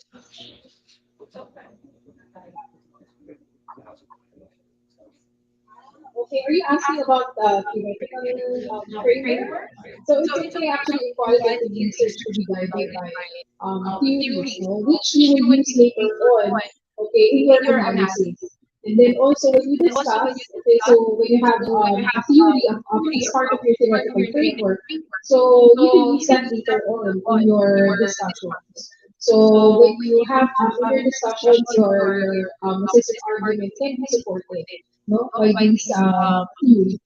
Okay? And I think well, not all qualitative, okay, types of research require, okay, a theoretical framework. But for case studies, specifically, I think the person is asking about case studies. Yes, quite naman. Or you can use it says a theoretical framework, or you can have theories, no, that will guide you in your analysis. And likewise, in your discussions later on, you can use them as theories. So you can incorporate them later on in your, well, definitely you have to present them. In our case, we present this in right after chapter 2, the review of literature. So we have our students usually present their theoretical paper. And then later on, okay, in your results of discussion, you can incorporate them in your discussion. Dapat mapalutang yun actually sa discussions ninyo, yung inyong mga theories na gagawin natin. So they're basically used to guide you in your analysis, the theories that you will be using. Okay? Especially if you are, for example, trying to explain or examine certain phenomena in your research. And then when you do a literature review, most probably you will encounter yung mga studies, similar studies, and then theories that will help you, okay, analyze, okay, your let's say the study that can be used in the analysis of your study. So it's okay, you can actually use theories in your case study. All right, I hope that Evelyn managed to answer the questions coming from our research participants, sorry, our members of the audience. So this is the next question, Dr. Evelyn. When using theoretical lens in qualitative research, how are we going to avoid leading questions in doing the guide questions and ensure to capture rich information aligned to the theoretical lens?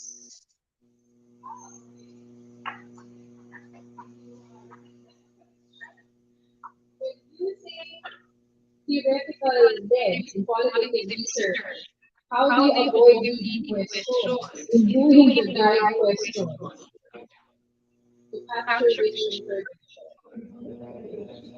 Medyo nilito ko, but I try to answer this. So, actually, when I was talking about leading questions, are you referring to questions that have that you're expecting certain response already? Parang ganun ba? So, how to avoid leading questions? I think you are referring to questions wherein you are leading the interviewee to a certain answer.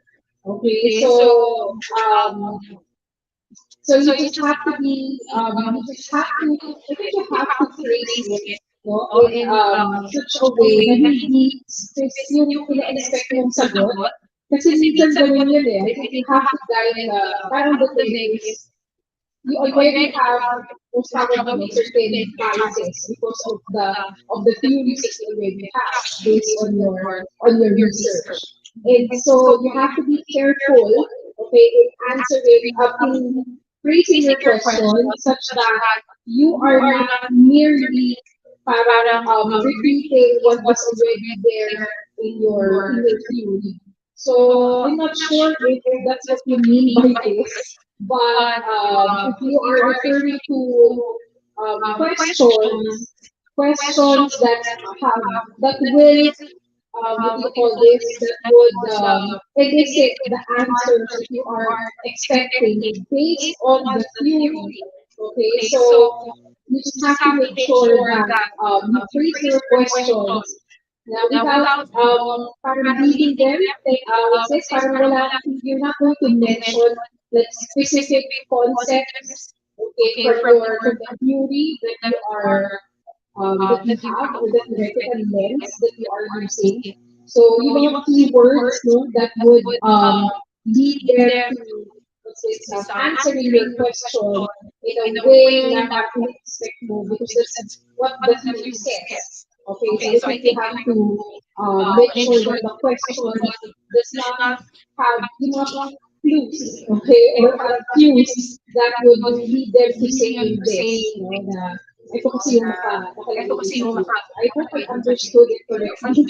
Hindi medyo hindi clear sa akin yung question. All right, so thank you very much to those who have sent their questions para sa ating mga speakers. Other questions will be entertained after lunch break, so please make sure to write your questions on a piece of paper. Then will be our resource speakers will try to answer all your questions later. All right, so while you guys were taking your lunch, allow me to share your groupings. We have actually grouped you based on your expertise or based on your majors or disciplines. So for group number one, your facilitator would be Ma'am Jill Rodriguez, and these are your group members. Ma'am Marie Rachel Jane, Ma'am Vivian May, Ma'am Leia Carvalho, and Sir Carlos Avalos. For group number two, your facilitator is Dr. Kennedy Beltran.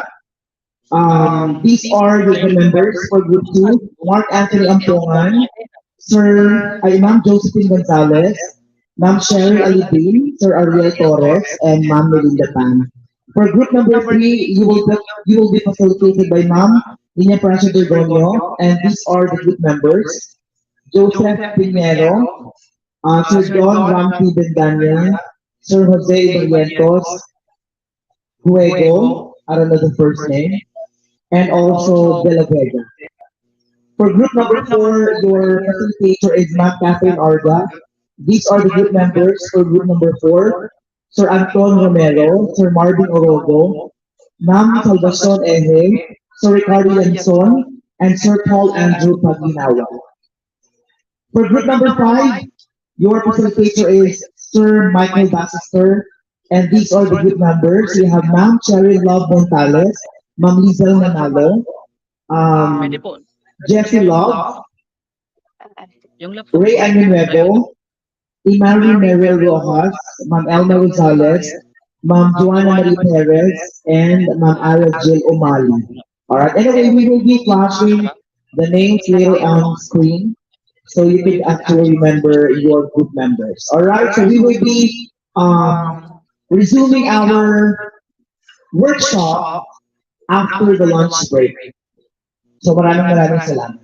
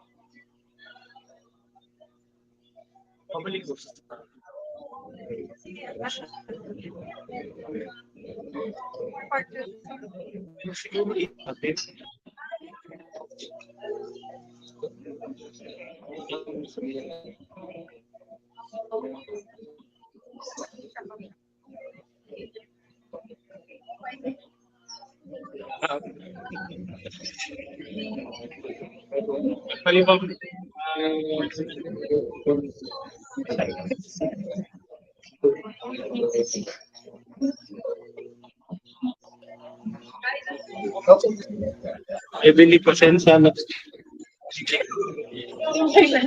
Sinap ko na lang ang face. Sabi ko, later on, kami na lang na yung hapon. Same siya pa ako.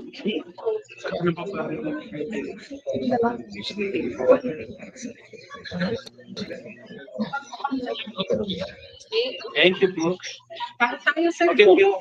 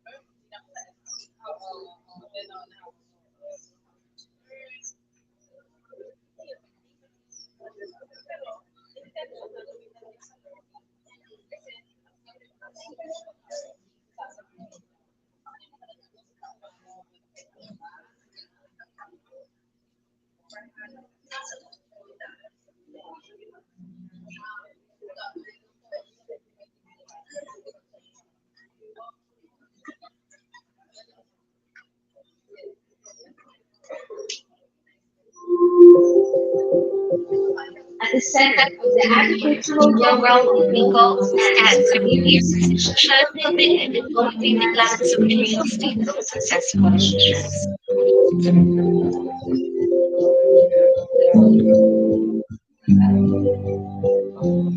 In 1930, the Central Central State University University of of Paris Paris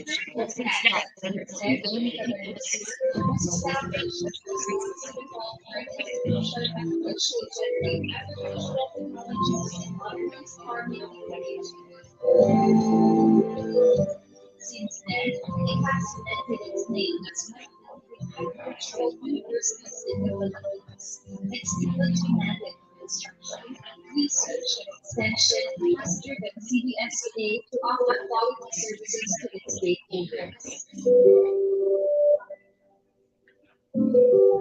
As time progresses rapidly in an In an ever-changing ever-changing world, world, the the university university consistently consistently adapts adapts to to the the needs needs of of the the time, time, with a with the goal goal of of expanding expanding the the scope of scope of its its services services and and elevating elevating the the educational educational needs needs of of the the people people whilst whilst the the university university had cultivated cultivated its its operations. operations. This This paved the paved the way way for the for the establishment establishment of of CBSA CBSE Sipocot, Sipocot, CBSA CBSE Malababa, Malababa, and and CBSA CBSE Masarao. Masarao. This This made made CBSA CBSE a a melting melting pot pot of of economic economic leaders leaders united united by by one one CBSA CBSE goal. goal. Overall, the university offers over 30 academic levels and 9 graduate students. These programs are designed to Certificate form for global global standards standards and and rewards rewards transformative transformative and and inclusive inclusive education. education. With With top top quality quality faculties, faculties, students are students are provided provided with the with the development to development to equip them equip with them with skills they skills they need need in in their their future future professions. professions. College College programs programs at at CBSA CBSE operate operate with with a a goal of goal of producing global producing competitive competitive professionals. professionals.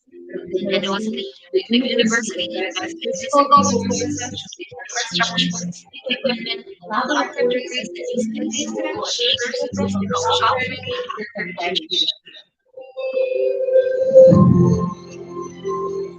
To further elevate the quality of education, the university's wave extension and development system devices curriculum programs established partnerships with business of local and international communities.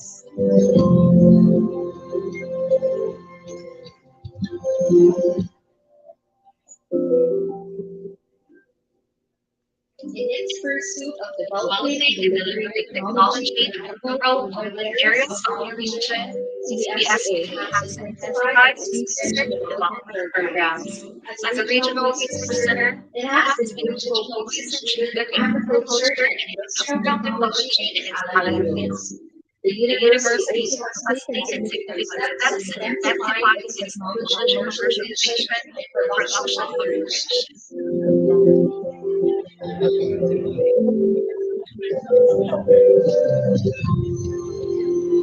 Furthermore, it will intensify research in diverse problems Problems in in the the agricultural agricultural sector, sector, including answers to sustainability considerations and pressing agricultural problems. As an as an altruistic altruistic mission mission developing developing university of building building resilient resilient and and sustainable sustainable communities, communities, CBSA PBSE has has partnered partnered with with local and local and international international organizations. organizations. University University students and students with have communities for sustainable livelihood, develop agricultural technologies, environmental initiatives, and enhance the extension and recreation services. Over the years, CBSA has achieved considerable progress in outcomes. Graduating challenges, Challenges, it did it not did not stop the stop the university university from from planning planning itself to itself become a globally recognized institution. Undertaking standards and years, CBSA was an ISO certified institution, a level 4 state university, Prime HRM level 35, with more reports sourced by popularly rankings and secured a spot on the Times Higher Education Impact Rankings 2023, the only state university in the big region to qualify for the Central State University of Agriculture and realizing professionals. We are stewards, humanitarians, planners,